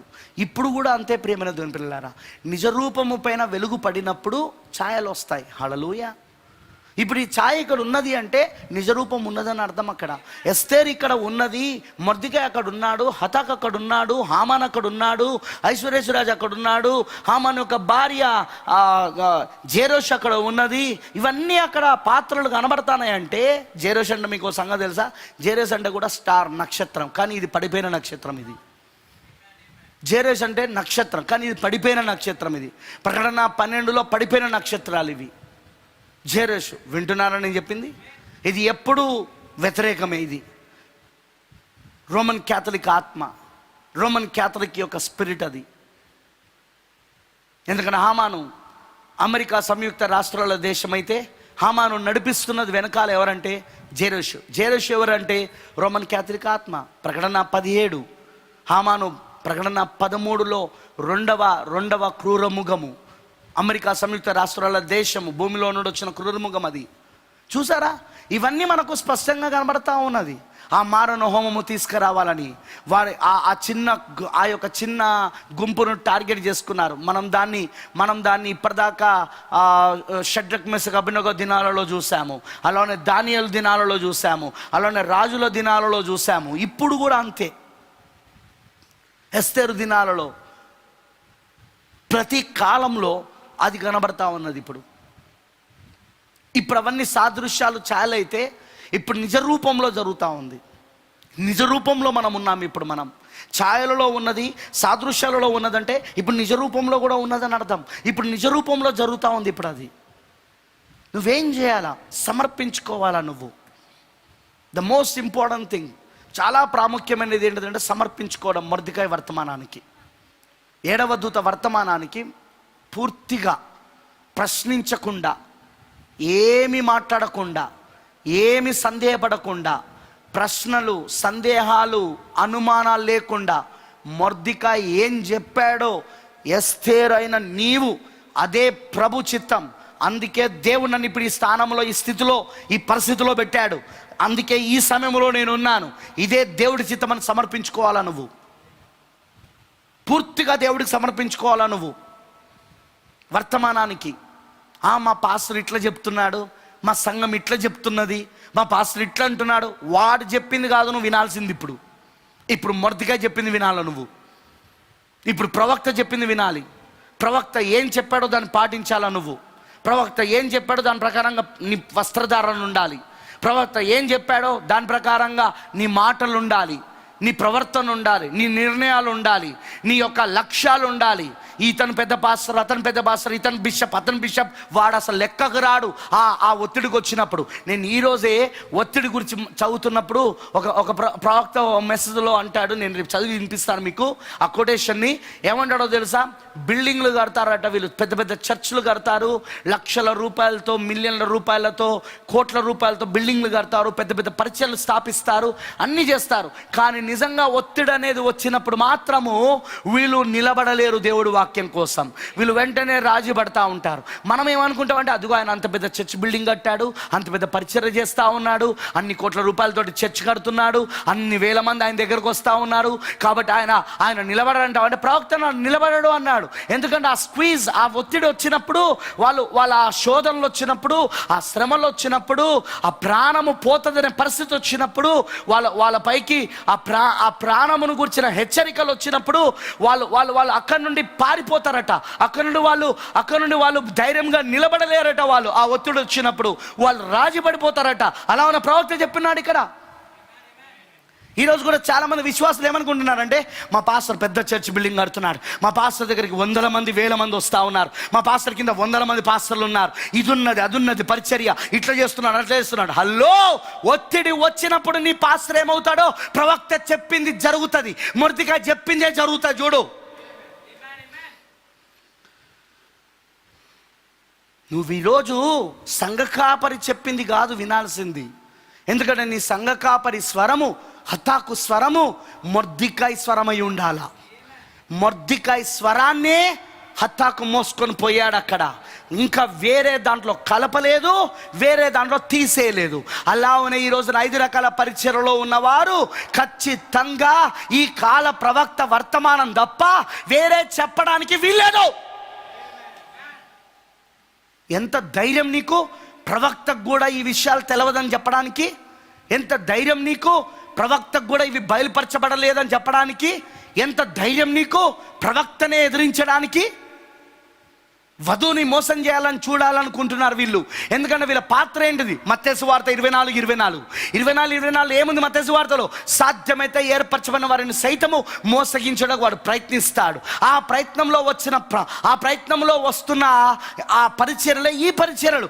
ప్రవక్తకు తెలియదు బ్రదర్, ప్రవక్తకు ఆ విషయాలు అర్థం కాలేదు, ప్రవక్తకు కూడా ఈ విషయాలు తెలియదు బ్రదర్. దేవుడు వధువైన మనకు బయలుపరుస్తా ఉన్నాడు. మళ్ళీ ఏమంటారంటే అదిగో చివరి కాలంలో, అదిగో చివరి స్వరము వధువను నీ ప్రవక్త లేదా? కానీ ఆయన ఏమన్నాడో తెలుసా?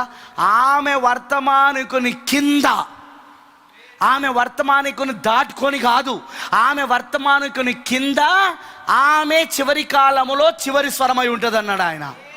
Final voice to final age under her messenger.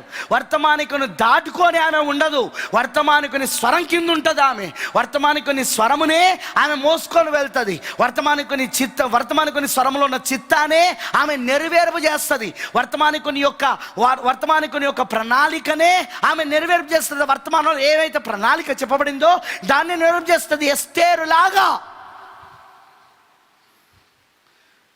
ఈరోజు ఎంత ధైర్యం నీకు?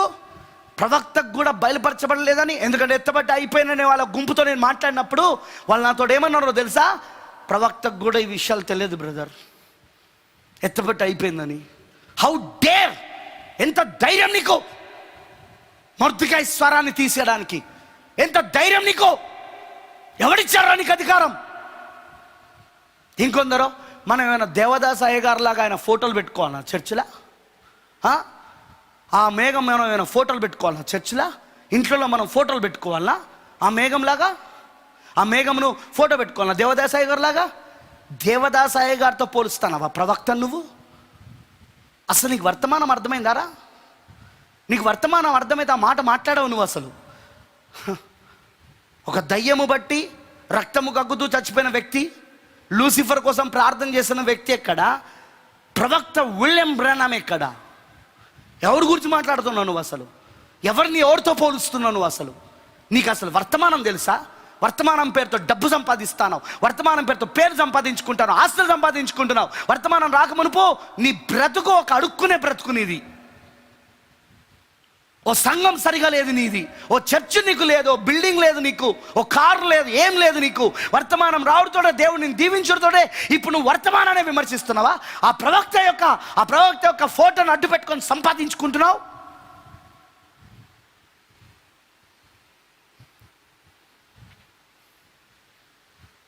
దేవుని ప్రవక్త, ఈ కాలపు ప్రవక్త విలియం బ్రెన్నామ్, ఆయన వర్తమానానికి పూర్తిగా సమర్పించుకునేదే ఈ కాలపు ఎస్తేరు.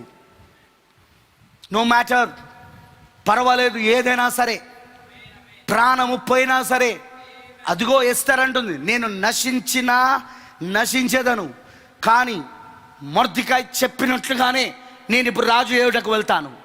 నేను ఇప్పుడు మౌనంగా ఉండను. నేను ఇప్పుడు మేలుకొన్నాను, నేను ఇప్పుడు సమర్పించుకున్నా.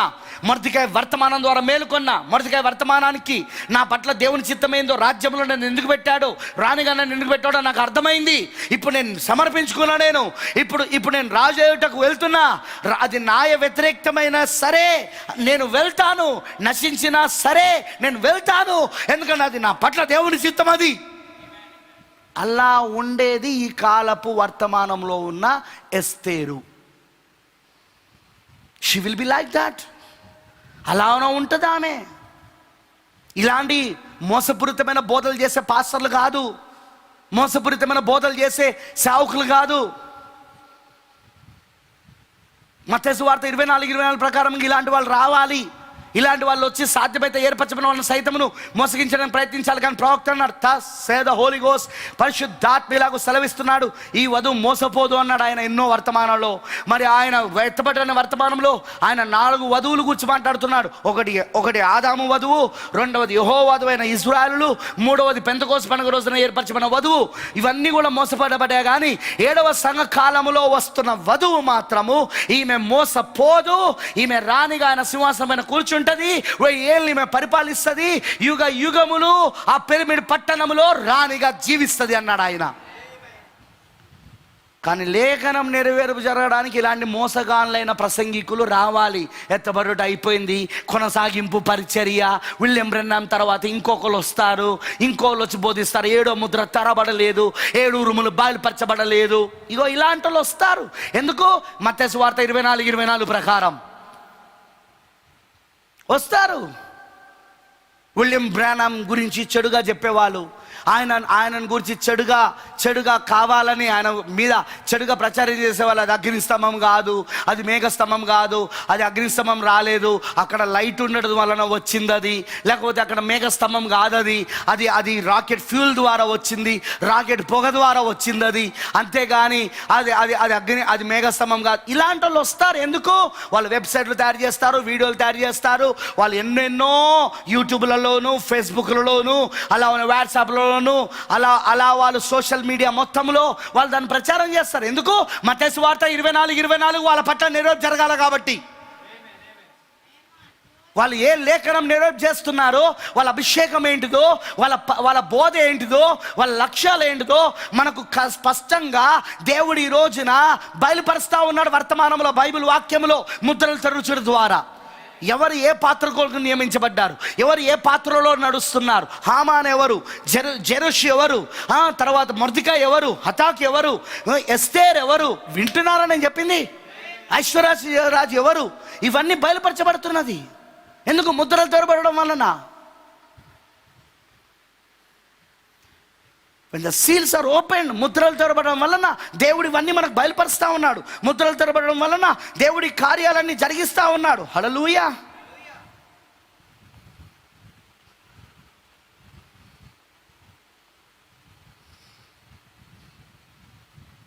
ప్రియమైన దేవుని పిల్లలారా,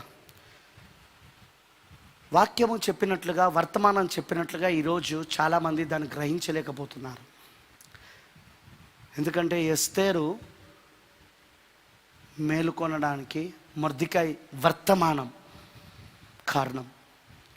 ఎస్తేరు సమర్పించుకోవడానికి, ఎస్తేరు పూర్తిగా వాక్యానికి లోబడడానికి, ఎస్తేరు విజ్ఞాపన చేయడానికి, ఎస్తేరు పలుకబడిన మాట పరిచయలోనికి రావడానికి, రాజ్యంలో సగము మట్టుకైనను నేను నీకు ఇచ్చేదను, నీ మాట పలికితే సగం మట్టుకైనను జరుగుతుంది. అది ఎందుకంటే నా సగభాగం కాబట్టి.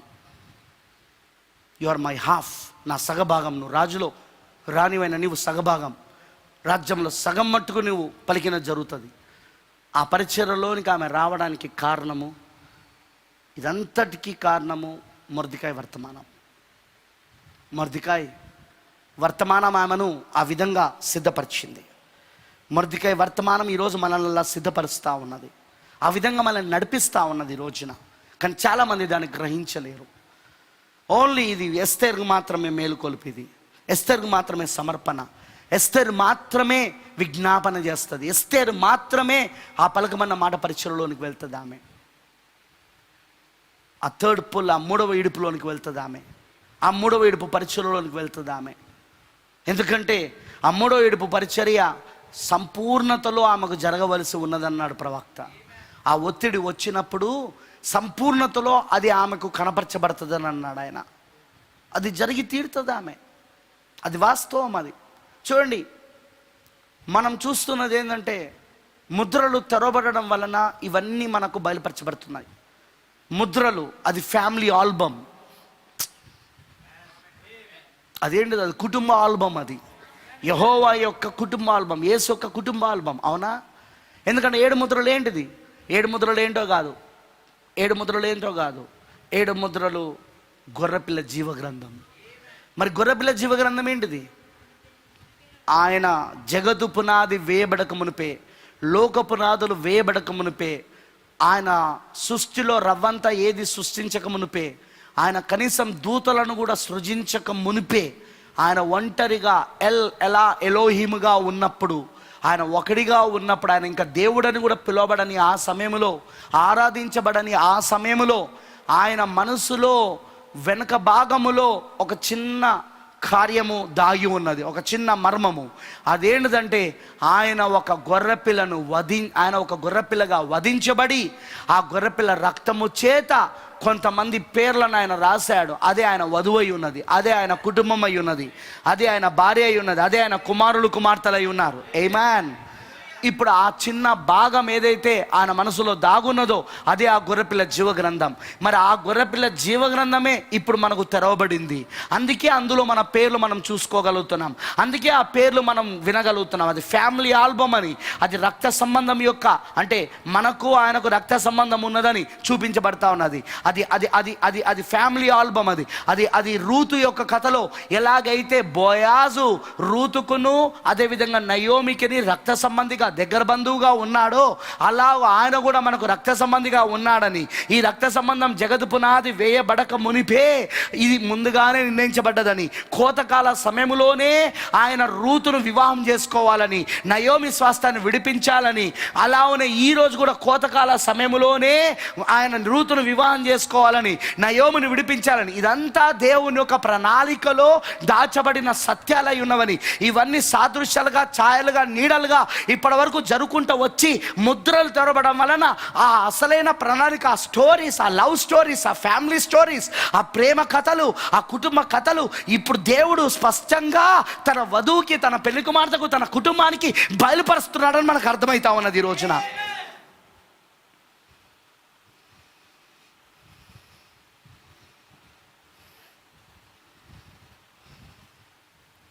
మీకు అర్థమైందని నేను చెప్పింది? హల్లెలూయా, దేవునికి మహిమ కలుగును కాక. గమనించండి, వాక్యం ఏం చెప్తుందో, వర్తమానం ఏం చెప్తుందో గమనించు.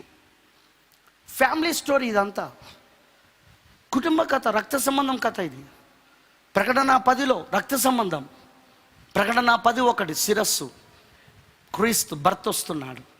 ప్రకటన 10:7 7వ దూత విలియం బ్రానమ్, మొర్దెకాయ్, ఎస్తేరు కథలో మొర్దెకాయ్, అక్కడ రూతు కథలో ఆ కోత పనివారి పైన ఉంచబడిన ముఖ్యమైన పనివాడు. అక్కడ ఇస్సాకు రిబ్కా ఒక కథలో ఎలియాజరు. వింటున్నారని చెప్పింది ఫ్యామిలీ స్టోరీ, ఇదంతా కుటుంబ కథ. అందుకే కుటుంబానికి మాత్రమే అర్థమవుతుంది ఇది.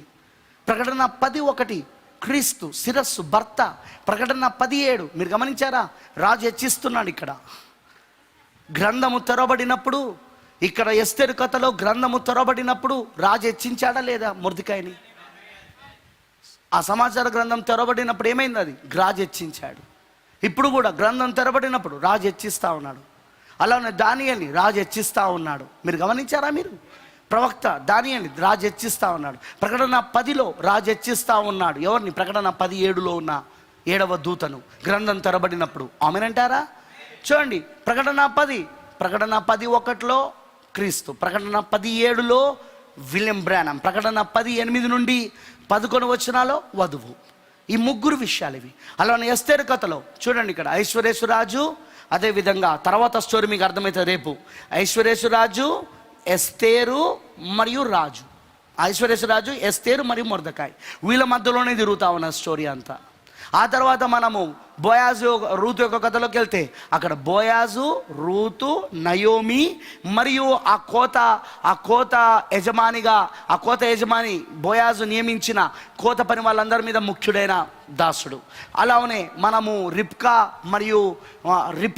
మరియు ఇసాకు యొక్క ఆ యొక్క సాదృశ్యంలో చూస్తే అక్కడ రిబ్కా, ఇసాకు మరియు ఎలియాజరు మరియు అబ్రహాం కనబడుతున్నాడు. ఆమేనంటారా? అలానే అబ్రహాం శారాల దగ్గరకు వచ్చినప్పుడు అబ్రహాము, శారా, మెల్కీసెదెకు కనబడుతున్నాడు. ప్రకటన 10 మెల్కీసెదెకు. ఆమేనంటారా? మీకు అర్థమైందని చెప్పింది. సో ఈ స్టోరీస్ అన్నీ, ఈ కథలన్నీ ఏంటంటే ఫ్యామిలీ స్టోరీస్. ఇవి కుటుంబ కథలు. అందుకే చాలామందికి ఈ కుటుంబ కథలు అర్థం కావట్లేదు. చాలామందికి విషయాలు బయలుపరచబడతలేదు, అర్థం కావు కూడా. బికాజ్ కారణం ఏంటిది? వాళ్ళ కళ్ళు మూయబడి ఉన్నాయి, వాళ్ళ కళ్ళు గ్రుడ్డి. ఈ లవదేవ సంకాలం గుడ్డిది, దిగంబరిది, దిక్కుమాలినది, దరిద్రమైనది, దౌర్భాగ్యమైనది. మానసిక స్థితి బాగలేదు.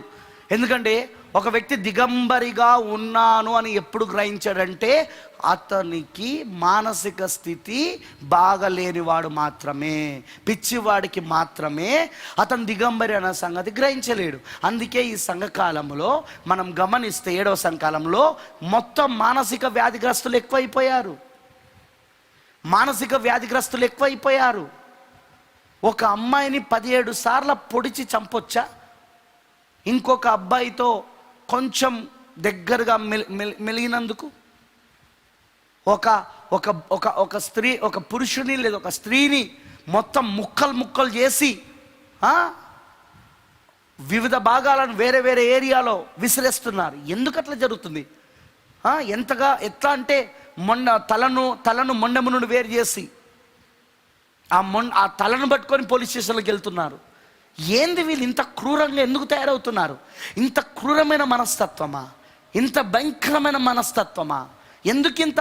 అసలు బ్రాక్ అంటాడు, క్రూర మృగాలైన ఆకలైతేనే చంపుతాయి అవి. క్రూర మృగాలు ఉట్టిగానే వేటాడవు, అవి ఉట్టిగానే చంపవు. అవి ఆకలైతేనే చంపుతాయి, లేదా వాటిపైన ఏదైనా దాడి చేస్తేనే చంపుతాయి తప్ప అవి ఉట్టిగా చంపవు. కానీ మనిషి ఇప్పుడు క్రూర మృగము కంటే ఘోరంగా తయారైపోయాడు. ఎంత ఘోరంగా తయారైపోయాడు! సొంత తండ్రి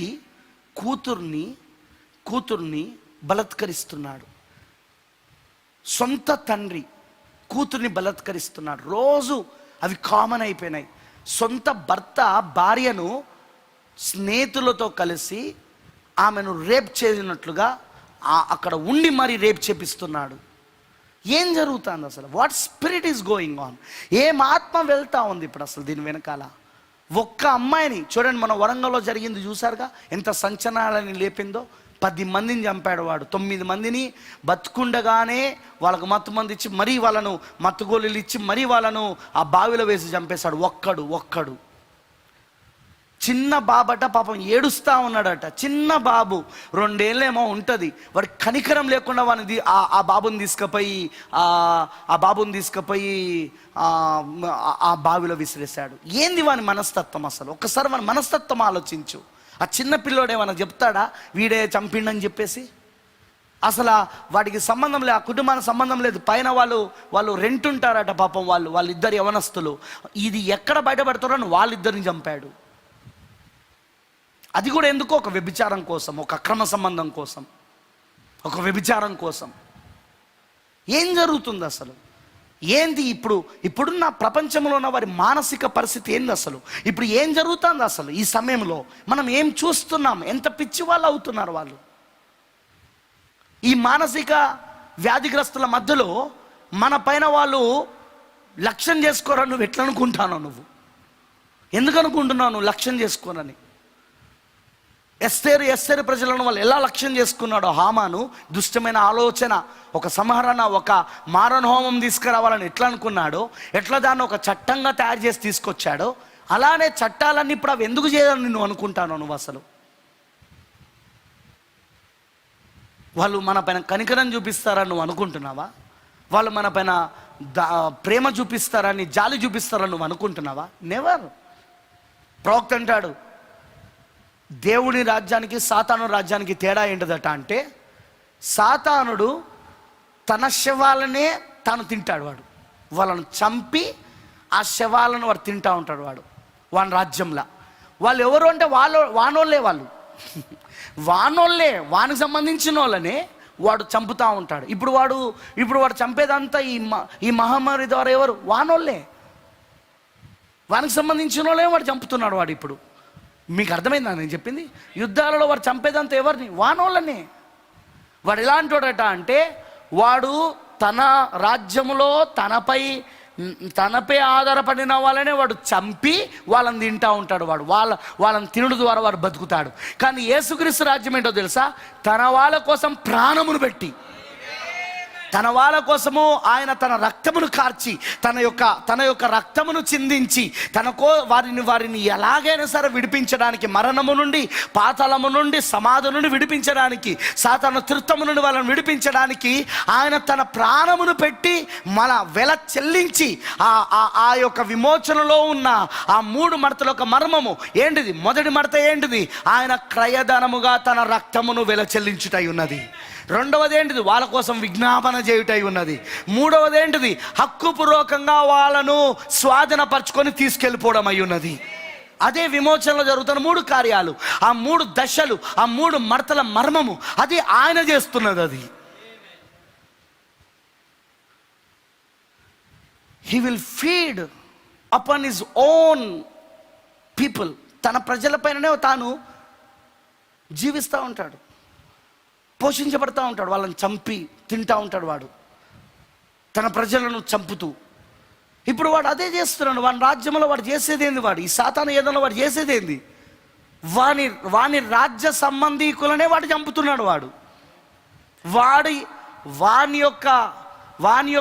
వాని యొక్క తెలివితేటలు, వాని యొక్క జ్ఞానం ద్వారా కనిపెట్టిన ఆయుధాలు, కనిపెట్టిన అణుబాంబులు, కనిపెట్టిన అనేక రకములైన ఆ పరికరాల ద్వారానే వాళ్ళని చంపేస్తున్నాడు.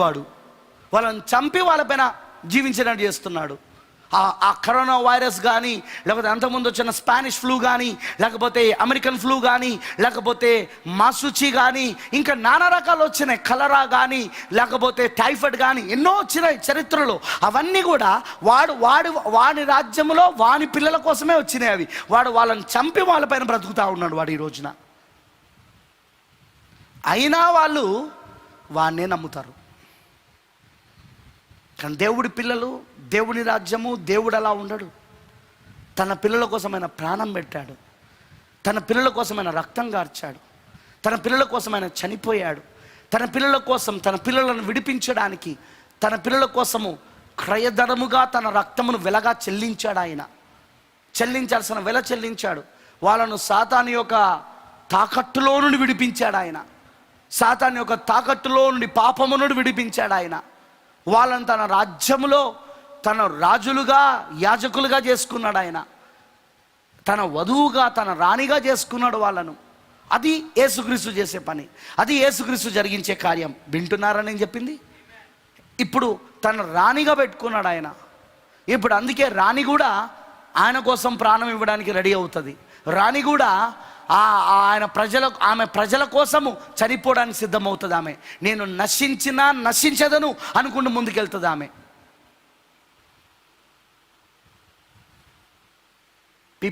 ప్రజలు ఈరోజు దాన్ని గ్రహించలేరు, ప్రజలు దాన్ని పట్టుకోలేరు. వాళ్ళు ఎందుకు పట్టుకోలేరు, ఎందుకు దాన్ని గ్రహించలేరు అంటే వాళ్ళ కళ్ళు మూయబడి ఉన్నాయి. వాళ్ళ మానసిక స్థితి బాగలేదు. వాళ్ళు నరాల బలహీనతో, నర్వస్ కండిషన్లో ఉన్నారు. వాళ్ళు పిచ్చి పట్టిగా ఉన్నవారు. వాళ్ళకి తెలియకుండా వాళ్ళు పిచ్చి పట్టారు. వాళ్ళకి పిచ్చి పట్టింది. ప్రవక్త ముందే చెప్పాడు, ఇది జరగక మునిపే నేను మీకు ప్రవచిస్తున్నానని చెప్పాడు. మరీ చెప్పాడు ఆ మాట. ఇది జరగక మునిపే నేను మీకు తెలియజేస్తున్నాను, నేను ప్రవచిస్తున్నాను, ఈ ప్రవచనం జరగబోతున్నది. అదేంటిదంటే ప్రజలు మానసిక స్థితి పూర్తిగా దిగజారిపోయి పిచ్చి వాళ్ళు అవుతారు. వాళ్ళు మానసిక స్థితి పూర్తిగా దిగజారిపోతుంది. వాళ్ళు పూర్తిగా వాళ్ళ మానసిక స్థితిలో పిచ్చి వాళ్ళైపోయి వాళ్ళు ఏం చేస్తున్నారో వాళ్ళకి తెలియకుండా జీవిస్తారు. క్రూరులుగా మారుతారు, భయంకరంగా ఉంటారు. వాళ్ళు ప్రకృతి విరోధమైన కార్యాలు చేస్తూ ఉంటారు వాళ్ళు అని ప్రవక్త ప్రవచించాడు. అది జరుగుతుంది. ఇప్పుడు మనం చూస్తున్నాం. Family album has opened. కుటుంబ ఆల్బమ్ తెరవబడింది. అదే ముద్రలు. నీ యొక్క ఫోటోని, నీ యొక్క ఫోటోని నువ్వు ఆ ఆల్బంలో చూసుకోగలిగినావు. నీ పేరును ఆ ఆల్బంలో చూసుకోగలిగినావు. ముద్రలు తెరవబడుట అంటే దేవుని యొక్క కుటుంబ ఆల్బం తెరవబడుట. ఇప్పుడు నువ్వు ఎవరో గుర్తిస్తున్నావు, ఎస్తేర్ లాగా. ఇప్పుడు నువ్వు ఏమై ఉన్నావో గుర్తిస్తున్నావు, నువ్వెందుకున్నావో గుర్తిస్తున్నావు. మీరు గమనించండి. రూతు విషయంలో, రూతు మొదటి అధ్యాయంలో ఆమె నయోమితో పాటు కోతకాల సమయంలో ప్రారంభంలో ఆమె ఎక్కడికి వచ్చిందంటే ఆమె తిరిగి బెత్లెహేముకి వచ్చింది. ఆమె ఆ సమయంలో బెత్లెహేములో ఎవరున్నారు? మొత్తము ఆ పంట పొలాలకు ప్రభువుగా ఉన్న, కోత యజమానిగా ఉన్న, కోత ప్రభువుగా ఉన్న బోయాజు ఉన్నాడు. బోయాజు ఆమెను ఎక్కడ కలుసుకున్నాడు? ఆమెను పంట పొలంలో కలుసుకున్నాడు. ఆమెను పరిచయం చేసింది ఎవరు? ఆమెను పరిచయం చేసింది బోయాజు నియమించిన ఆ కోత పనివారి పైన ముఖ్యుడైన దాసుడు పరిచయం చేశాడు. బోయాజు ఆమెను చూసి ప్రేమలో పడ్డాడు. ఆ తర్వాత అధ్యాయంలో ఆమె బోయాజుని ఎక్కడ కలుసుకున్నదంటే కళ్ళములో కలుసుకున్నది. ఆమె కళ్ళము దగ్గరకు వచ్చినప్పుడే ఆమెకు చెప్పాడు, నేను నీకు విమోచన కార్యములు చేస్తానని. ఎందుకంటే నయోమి చెప్పింది ఈ యొక్క రూత్కి, ఇప్పుడు నువ్వు పరిగెరుకోవడానికి నువ్వు పొలంలోనికి వెళ్ళొద్దు ఇప్పుడు నువ్వు. ఎందుకంటే ఆయన ఇప్పుడు పొలంలో ఉన్నాడు, కోత అయిపోయింది. ఇప్పుడు ఆయన ఎక్కడున్నాడు? కళ్ళంలో ఉన్నాడు. పొట్టు విత్తనముతో వేరు చేసే స్థలంలో ఉన్నాడు ఇప్పుడు ఆయన. నువ్వు అక్కడికి వెళ్ళు అని చెప్పినప్పుడు ఇప్పుడు ఆమె అక్కడికి వెళ్ళినప్పుడు మీరు గమనించారా? నేను నీ దాసురాలను, నిజంగా నా పైన నీ కనికరం ఉంటే నీ యొక్క దుప్పటి నా పైన వేయమంటున్నది ఆమె. అంతేకాకుండా నీవే మా సమీప బంధువు కాబట్టి ఆ సమీప బంధువు ఒక ధర్మము చేయమంటే ఆయన మాటిస్తున్నాడు, నేను చేస్తానని చెప్పి 3వ అధ్యాయంలో. 4వ అధ్యాయంలో ఏం చేస్తున్నాడు? గవిని దగ్గర నిలబడి, మరీ ముఖ్యంగా ఈయన కంటే ముందు సమీప బంధువు అపవాది వింటున్నారని చెప్పింది. ఎందుకంటే మనం అందరం బై లైంగిక సంబంధము ద్వారా పుట్టాము కాబట్టి, లైంగిక సంబంధముగా పుట్టడం వలన పాపములో నా తల్లి నన్ను పాపములోనే గర్భము ధరించింది, నేను పాపములో పుట్టినవాడను, నేను అబద్ధాలు మాట్లాడుతూ ఈ లోకములో పెరిగిన వాడను అని ఎలాగైతే కీర్తనకారుడు కీర్తనలో చెప్తున్నాడో మనం అందరం ఆ విధంగానే వచ్చాం. కాబట్టి అందుకే రూతుకు మొదటి భర్త ఎలాగో మనకు కూడా అపవాది మొదటి భర్త, అలానే రూతు నయములకు మొదటి దగ్గర బంధువు ఎలాగో ఇప్పుడు అపవాది మనకు అలానే దగ్గర బంధుగా ఉన్నాడు. కానీ ఇప్పుడు అపవాది ఆమెను విడిపించడానికి ఇష్టపడడు వాడు. అందుకోసమే ఆ గవిని దగ్గర అపవాది అక్కడ ఓడిపోతున్నాడు. ఇప్పుడు సమీప బంధువుగా, రక్త సంబంధిగా ఇప్పుడు బోయాజు రంగంపైకి వచ్చి అటు నయోమిని విడిపించి రూతుని వివాహం చేసుకొని, నయోమి యొక్క స్వాస్థ్యంలో విడిపించబడిన ఆ స్వాస్థ్యంలో రూతు, నయోమి మరియు బోయాజు కలిసి జీవిస్తూ ఉన్నారు అక్కడ 4వ అధ్యాయంలో. It's a family. అక్కడ పిల్లలను కూడా కంటా ఉన్నారు. అది కుటుంబం, అది ఫ్యామిలీ ఆల్బమ్, అది కుటుంబం యొక్క ఆల్బమ్ అది. అందుకే ఇది కుటుంబ సభ్యులకు తప్ప ఇంకెవరికి అర్థం కాదు. ఈ మెసేజ్ కుటుంబ సభ్యులకు తప్ప ఇంకెవరికి అర్థం కాదు. అది నిజం. అది కుటుంబ సభ్యులకు తప్ప ఎవరికి ఇది బయలుపరచబడదు. కుటుంబంలో ఉన్న వారికి మాత్రమే ఆ పేర్లు ఎవరి పేర్లు అయితే తన సొంత రక్తముతో, తన సొంత జీవముతో, ఎందుకంటే రక్తంలో జీవం ఉంటుంది, తన జీవముతో రాశాడో, వీళ్ళు నా జీవంలో జీవము, వీళ్ళు నా రక్తంలో రక్తము, వీళ్ళు నా ఎముకలో ఎముక, వీళ్ళు నా మాంసములో మాంసము, వీళ్ళు నాలో భాగమని ఎవరినైతే ఆయన ఏర్పరచుకొని ఎన్నుకొనున్నాడో వాళ్ళకు మాత్రమే ఆయన ఆ ఫ్యామిలీ ఆల్బమ్ని ముద్రలను తెరిచి, ఇదిగో బైబిల్లో ఉన్న ఆ ముద్ర తెరవడం వలన బైబిల్ అంతా తెరబడి ఆ 7 ఉరుముల యొక్క వర్తమానము వధువుని మేలుకొలుపు చేసి, ఈరోజు ఆమె ఎవరో, ఆమె ఎందుకు ఇప్పుడున్నదో, ఆమె ఎక్కడి నుండి వచ్చిందో, ఆమె ఇప్పుడున్న పరిస్థితి ఏంటిది, ఆమె పట్ల దేవుని చిత్తం ఏంటిది, ఆమె ఏం చేయవలసి ఉన్నది, ఆమె యాక్షన్ ఏంటిది, ఆమె చేయాల్సిన పని ఏంటిది, ఆమె చేయబోయే కార్యం ఏంటిది, ఆమెకు జరగబోయే కార్యం ఏంటిది, అన్నీ కూడా ఆమెకు బయలుపరచబడి చక్కగా దేవుని యొక్క చిత్తం యొక్క ఆ కేంద్ర బిందువులో ఇప్పుడు ఆమె నడిపించబడతా ఉన్నది. ఆమె ఆ దేవుని చిత్తం యొక్క కేంద్ర బిందువులో ఆమె ఇప్పుడు నడిపించబడతా ఉన్నది. అందుకే బయటవాడికి మనం చెప్పే ప్రసంగం హేళనగా ఉంటుంది. ఎందుకంటే నేను చెప్పానుగా, కరోనా వైరస్ ముందు నేను ప్రసంగం చేసింది ఏంటిది, మార్చిలోనే అనుకుంటా జరిగిన మీటింగ్లు, అపహాసకులు. ఆయన రాకడను గూర్చిన వాగ్దానం ఏమాయన, అపహాసకులు మొదటిగా అపహాసకులు వస్తారు. ఇప్పుడు అదేగా జరుగుతుంది. అపహాసకులు ఈ వర్తమానాన్ని అపహాసిస్తున్నారు. చూడండి, ఇప్పుడు కరెక్ట్గా గుర్తొచ్చే సమయం వచ్చేసింది. కరెక్ట్గా ఇప్పుడు గుర్తు ఆనవాళ్ళు వచ్చేసింది. ఈమె ఏమవుతుంది? ఆనవాళ్ళ కింద ఉంటుంది ఈమె, రక్తం కింద ఉంటుంది ఈమె, ఆ రెక్కల క్రింద ఉంటుంది ఈమె, మహోన్నతుని చాటున నివసిస్తుంది ఈమె, సర్వశక్తుని నీడన విశ్రమిస్తుంది ఈమె, ఏ తెగులును నా గుడారమును సమీపించదని పాట పాడుతూ ఉంటుంది ఈమె. రాత్రి వేళ కలుగు భయమునకైనను పగటి వేళ ఎగురు బాణమునకైనను నేను భయపడనని పాట పాడుతూ ఉంటుంది ఆమె నా ప్రక్కన 10,000 మంది పడిపోయినను, నా కుడి ప్రక్కన 1000 మంది కూలినను ఏ అపాయం నాకు రాదని పాడుతూ ఉంటుంది. రాత్రి వేళ కలిగే ఆ తెగులు నన్ను సమీపించదు, పగటి వేళ పాడు చేయ ఆ రోగము నా దగ్గరికి రాదంటా ఉంటుంది. ఎందుకు? కారణం ఏంటంటే ఆమె రెక్కల క్రింద ఉన్నది, ఆయన రెక్కల కింద. ఆ పక్షిరాజు, ఆ గొప్ప పక్షిరాజు తన పక్షిరాజు పిల్లలందరినీ తన రెక్కల కింద పెట్టుకొని ఉన్నాడు ఇప్పుడు ఆయన. ఆమె క్షేమముగా ఉన్నది అందులో. ఆ పిల్లలందరూ, ఆ పక్షిరాజు పిల్లలందరూ ఆ గొప్ప పక్షిరాజు, ఆ తల్లి పక్షిరాజు యొక్క రెక్కల క్రింద, ఆ తండ్రి పక్షిరాజు యొక్క రెక్కల క్రింద ఉన్నారు ఇప్పుడు వాళ్ళు. తుఫాను వస్తే తుఫాను పైన, తుఫాను మబ్బులు వలన వచ్చే ఆ తుఫాను ఏదైతే ఉంటుందో ఆ మబ్బుల పైన వెళ్ళి ఆమె అక్కడ సంచరిస్తూ ఉంటుంది. మిగతా వాళ్ళలాగా ఆమె గూళ్ళల్లో దాచుకోదు ఆ పక్షిరాజు. వింటున్నారని చెప్పింది. That is how going on here. ఇప్పుడు జరుగుతున్నది అదే ప్రియులారా. ఇప్పుడంతా వాక్యం నెరవేర్పు జరుగుతుంది, ఇప్పుడంతా ఆ ప్రవచనాలు నెరవేర్పు జరుగుతున్నాయి. ఇవి అందుకే చెప్తున్నాను, ఇవి ప్రసంగాలు కాదు, ఇవి వర్తమానాలు కాదు. మనం ఇప్పటివరకు ప్రవక్త చెప్పినవి విన్నాయి, అవి వర్తమానాలు కావు, అవి ప్రసంగాలు కావు, అవి ప్రవచనాలు. అవి ప్రవచనాత్మకంగా బోధించబడిన ప్రవచనాలు, అవి ప్రవచనాత్మతో చెప్పబడుతున్నాయి, అవి ప్రవచనాలు. ఆ ప్రవచనాలు ఇప్పుడు జరుగుతూ ఉన్నాయి.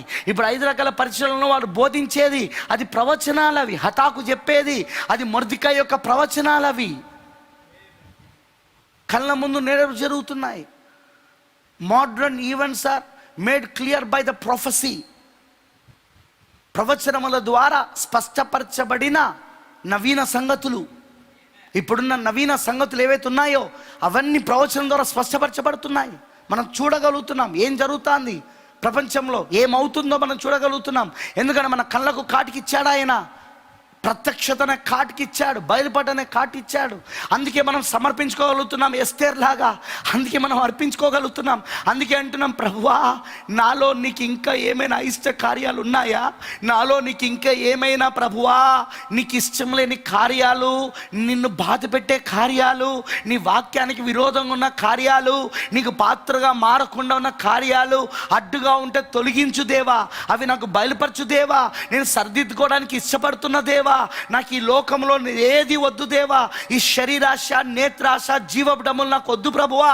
నేను పూర్తిగా నీ వాడిగా మారగోరుతున్నా. నేను పూర్తిగా నీకు పాత్రగా ఉండగోరుతున్నా. నేను ఆ పక్షిరాజు పిలవలే ఇదిగో ఆ ఎత్తైన ప్రత్యక్షతలో ఎగరగోరుతున్నాను. దూరము ఉన్న సంగతులు నేను చూడగోరుతున్నాను. నేను ఆ జ్ఞానమును పొందుకొని, ఆ మేధస్సును పొందుకొని, ఆ శిరస్సును పొందుకొని నేను ఇప్పుడు నువ్వు చూస్తున్న కార్యాలు నేను చూడగోరుతున్నాను. వాటిని నేను ప్రవచించగోరుతున్నాను. నేను సమర్పించుకోగోరుతున్నాను. నేను విజ్ఞాపన చేయగోరుతున్నాను. నేను పలకబడిన మాట యొక్క పరిచయంలోకి వెళ్ళి రాబోయే ఆ యొక్క హతము నుండి, రాబోయే ఆ సంహరణ నుండి, రాబోయే ఆ దుష్ట ప్రణాళిక నుండి, రాబోయే ఆ యొక్క సంహరణ లేకపోతే ఆ యొక్క మారణ హోమము నుండి నేను తప్పించబడగోరుతున్నాను. ఆ పక్షిరాజు రెక్కలతో నేను ఎగిరిపోవాలని ఆశిస్తున్నాను. ఇది ఇప్పుడు వధువు చేసే ప్రార్థన. ఇది ఇప్పుడు వధువు దేవుని దగ్గర కోరుతున్నది. అదే ఈరోజు వధువు దేవుని దగ్గర కోరేది. ప్రియమైన దేవుని పిల్లలారా, ఎస్తేరు మేలుకొని సమర్పించుకొని మొర్దెకై వర్తమానం ద్వారా మేలుకొని హతాకు, ఎవరి హతాకు 5 రకాల పరిచర్యలు ఏం చేశారు? మొర్దెకై వర్తమానం ఎస్తేరు దగ్గర తీసుకొచ్చారు. ఎస్తేరు ఏం చేసింది? ఆ వర్తమానాన్ని అంగీకరించి మేలుకొని తన పట్ల దేవుని చిత్తం ఏందో గ్రహించి సమర్పించుకొని, ప్రతి మాటకు సమర్పించుకొని, మొర్దెకై వర్తమానంలో ఉన్న ప్రతి మాటకు సమర్పించుకొని, ఆ మాట తన జీవితంలో జరగాలని సమర్పించుకొని, ఆ చిత్తం నేను చేయాలని విజ్ఞాపన చేసి, తన ప్రజల కోసం నేను నశించిపోయినా పర్వాలేదని మొర్దెకై వర్తమానము ఆమెను చట్టానికి వ్యతిరేకంగా వెళ్ళినట్లు చేస్తున్నా కూడా భయపడకుండా వెళ్తున్నది. ఆమె చట్ట వ్యతిరేకమని తెలుసు. ఆమెనే అంటుంది అది న్యాయ వ్యతిరేక్తముగానున్నను, నేను రాజు నొద్దకు ప్రవేశించదును. ఎందుకు? మొర్దెకై చెప్పాడు, నువ్వు వెళ్ళాలి, ఇప్పుడు మౌనంగా ఉండడానికి వీల్లేదు. నువ్వు ఇప్పుడు డోంట్ బి సైలెన్స్, మౌనంగా ఉండకు. ఏం జరుగుతుందో చూద్దాం. ఇదంతా పోతే చూసినావా, మేము చెప్పలేదని అందాం. ఇది పోకపోతే చూసినావా, మేము చెప్పినామని అందాం.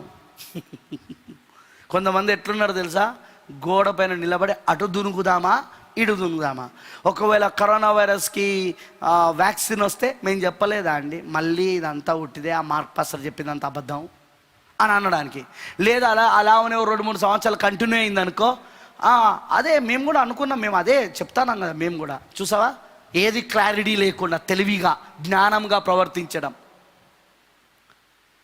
ఒక నిర్ణయం, రైట్ఫుల్ డిసిషన్, సరి అయిన నిర్ణయము, ఒక సరి అయిన నిర్ణయం, క్లియర్ కట్ డిసిజన్ అంటారు.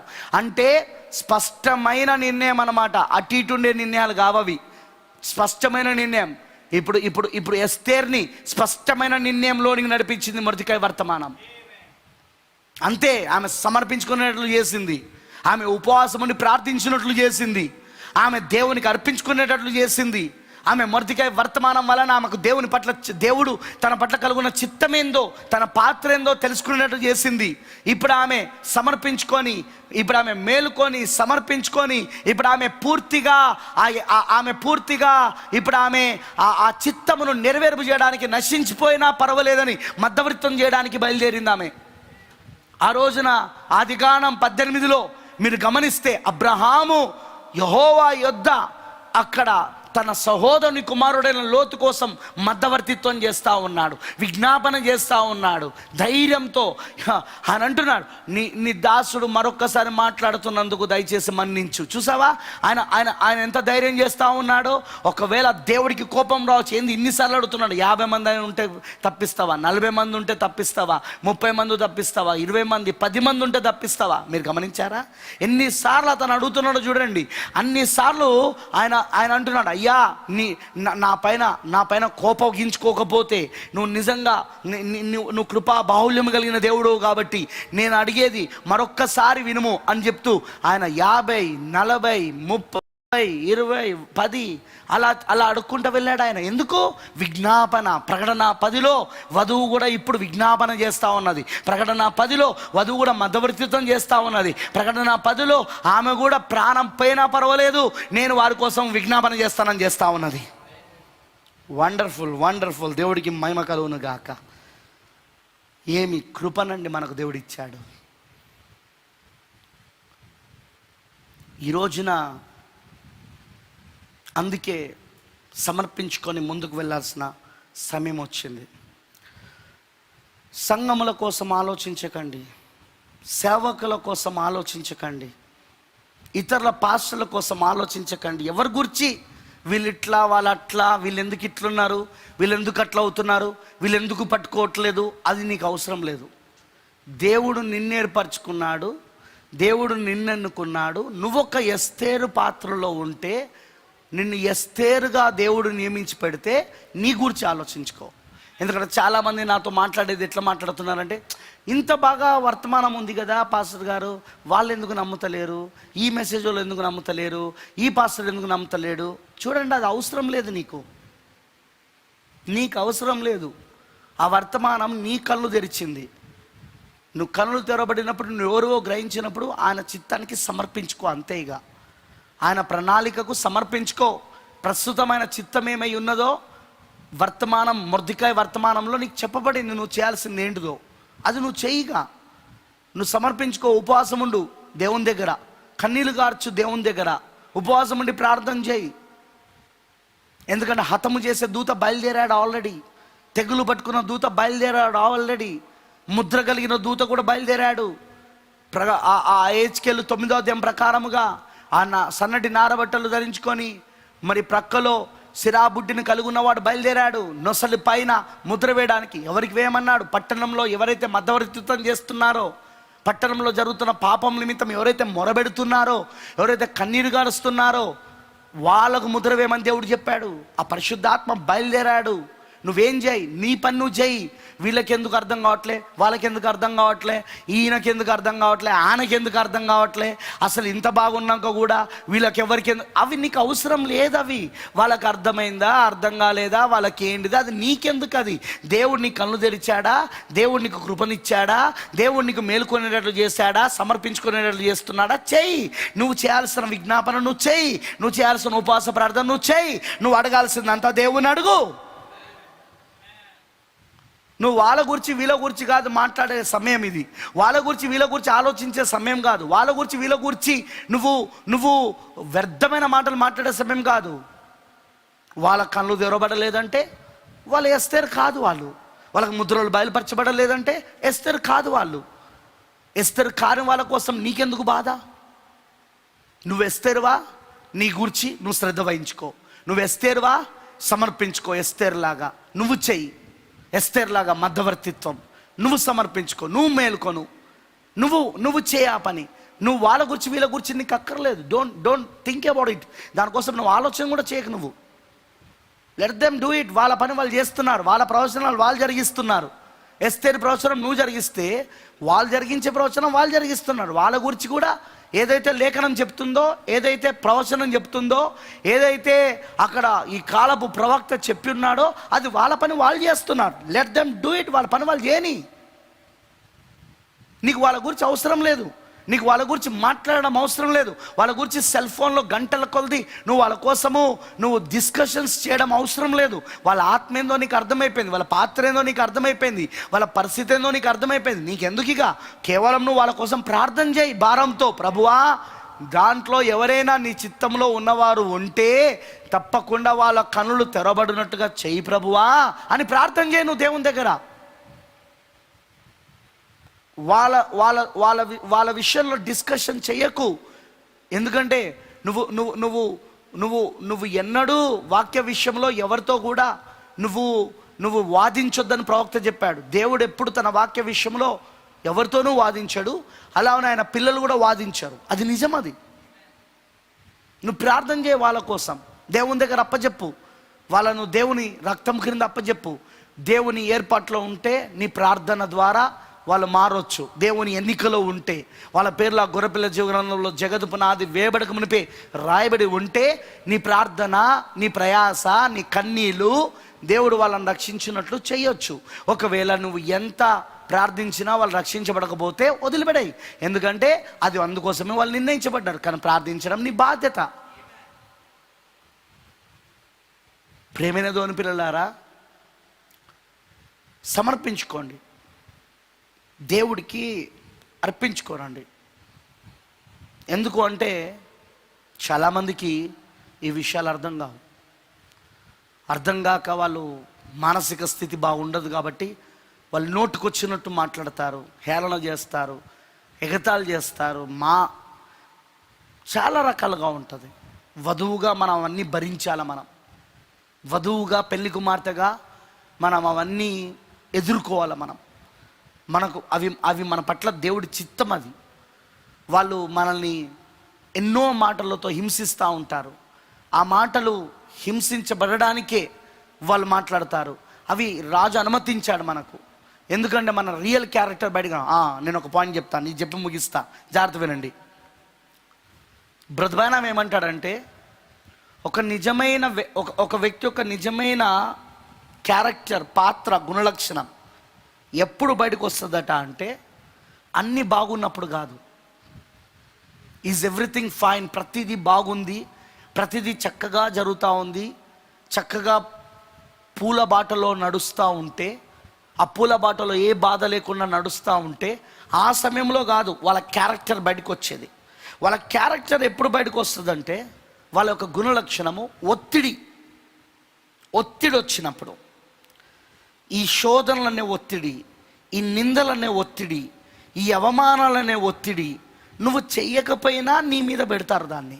నువ్వు అనకపోయినా నువ్వు అన్నానంటారు. నువ్వు మంచి ఉద్దేశంతో ఏదైనా చేసినా అది తప్పుడు ఉద్దేశము, అదంతా ఉట్టిదే అని నీ పైన లేనిపోని అని కల్పిస్తూ ఉంటారు. ఎలా ఉంటుందంటే నిన్ను ఒక టార్గెట్గా, అపవాది నిన్ను ఒక టార్గెట్గా పెడతాడు. ఇక వాడు ఒక గురిగా, వాని గన్నులన్నీ, వాని బాణాలన్నీ నీపైనే ఉంటాయి. ఎన్నో వాడు వేస్తూ ఉంటాడు. నీకు ఎన్నో గాయాలు తగులుతూ ఉంటాయి, ఎన్నో దెబ్బలు తగులుతూ ఉంటాయి, ఎన్నో. అసలు నువ్వు అనుకుంటావు నాకే ఎందుకు జరుగుతుంది ఇదంతా, నేనేం తప్పు చేశానని, నేనేం పాపం చేశానని, నేను ఎవరికి ఏం అన్యాయం చేయలేదు కదా, ఎవరి జోలికి నేను వెళ్తలేను కదా, అయినా కావాలని వాడు నీ వైపు చూపిస్తాడు. ఎందుకు అంటే దీన్ని ఆయన అనుమతిస్తున్నాడు. ఎందుకు అనుమతిస్తున్నాడు చూపిస్తున్నాడంటే నీ రియల్ క్యారెక్టర్, నీ నిజమైన గుణలక్షణము, నీ నిజమైన పాత్ర బయటికి రావడానికి. ఇప్పుడు ఎస్తేరు యొక్క నిజమైన పాత్ర బయటికి వస్తుంది. ఇప్పుడు మొర్దెకాయ్, ఎస్తేరు, ఆమె ప్రజల యొక్క పాత్ర ఇప్పుడు బయటకు వస్తూ ఉన్నది. ఆ ఒత్తిడి సమయంలో, ఆ శాసనం వచ్చిన సమయంలో, ఆ తాకీదు వచ్చిన సమయంలో, వాళ్ళ ప్రాణాలకు హాని వచ్చిన సమయంలో, ఆ ఒత్తిడి వస్తున్న సమయంలో వాళ్ళు నిజంగా ఇప్పుడు వాళ్ళు ఏమై ఉన్నారో తెలుస్తున్నది. వాళ్ళు ఇప్పుడు ఖచ్చితంగా వాక్యాన్ని కోసం నిలబడి ప్రార్థన చేస్తూ ఉన్నారు. వాళ్ళు దేవుని కనికరం అడుగుతూ ఉన్నారు. వాళ్ళు మేలుకొని సమర్పించుకొని విజ్ఞాపన చేస్తూ ఉన్నారు. వాళ్ళు ఇప్పుడు కూడా అంతే. నువ్వు నిజంగా ఏదైనా సమస్య వస్తే నువ్వు ఆ గదిలోనికి నీ యొక్క బెడ్రూమ్లోనికి వెళ్ళి, ఎందుకంటే చాలామందికి ప్రార్థన గదులు లేవు, బెడ్రూమే ప్రార్థన గది. నీ ప్రార్థన గది అంటే బెడ్రూమే. ఇక బెడ్రూమ్లోకి వెళ్ళి మోకరించి, దేవా నేను ఏమి చేశానని వీళ్ళు నన్ను అంటున్నారు?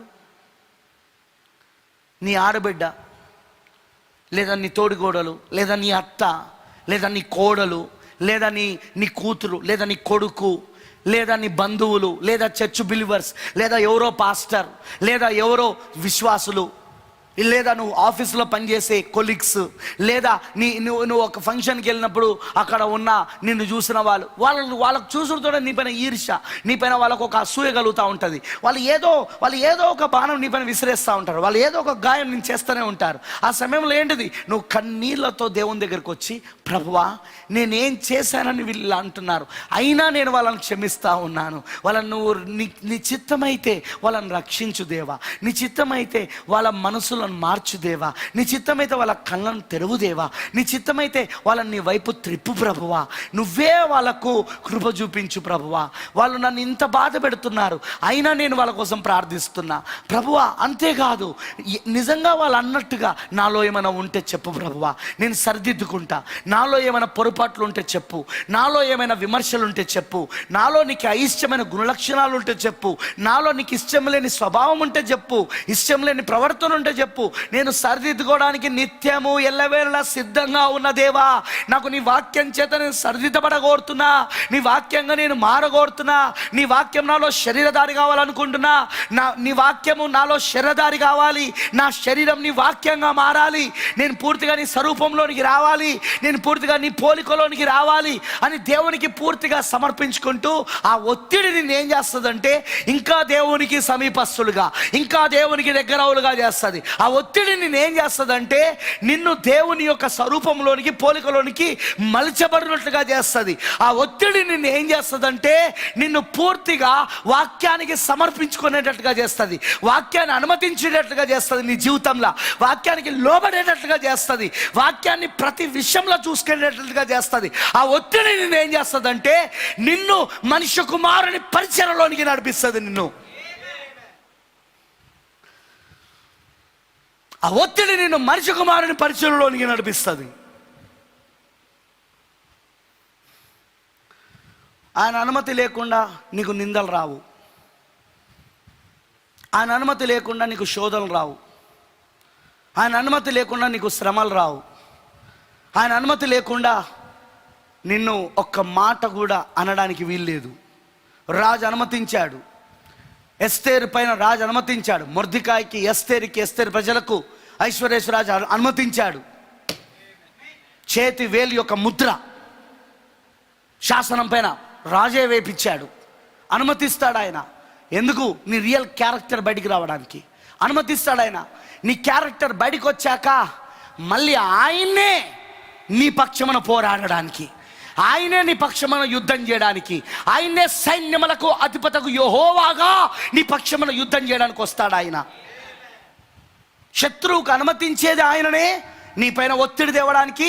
శత్రువుతో యుద్ధం చేసేది కూడా ఆయననే. నీ క్యారెక్టర్ బయటపడ్డాక, నీ పాత్ర బయటపడ్డాక, నీ జీవితం బయటపడ్డాక.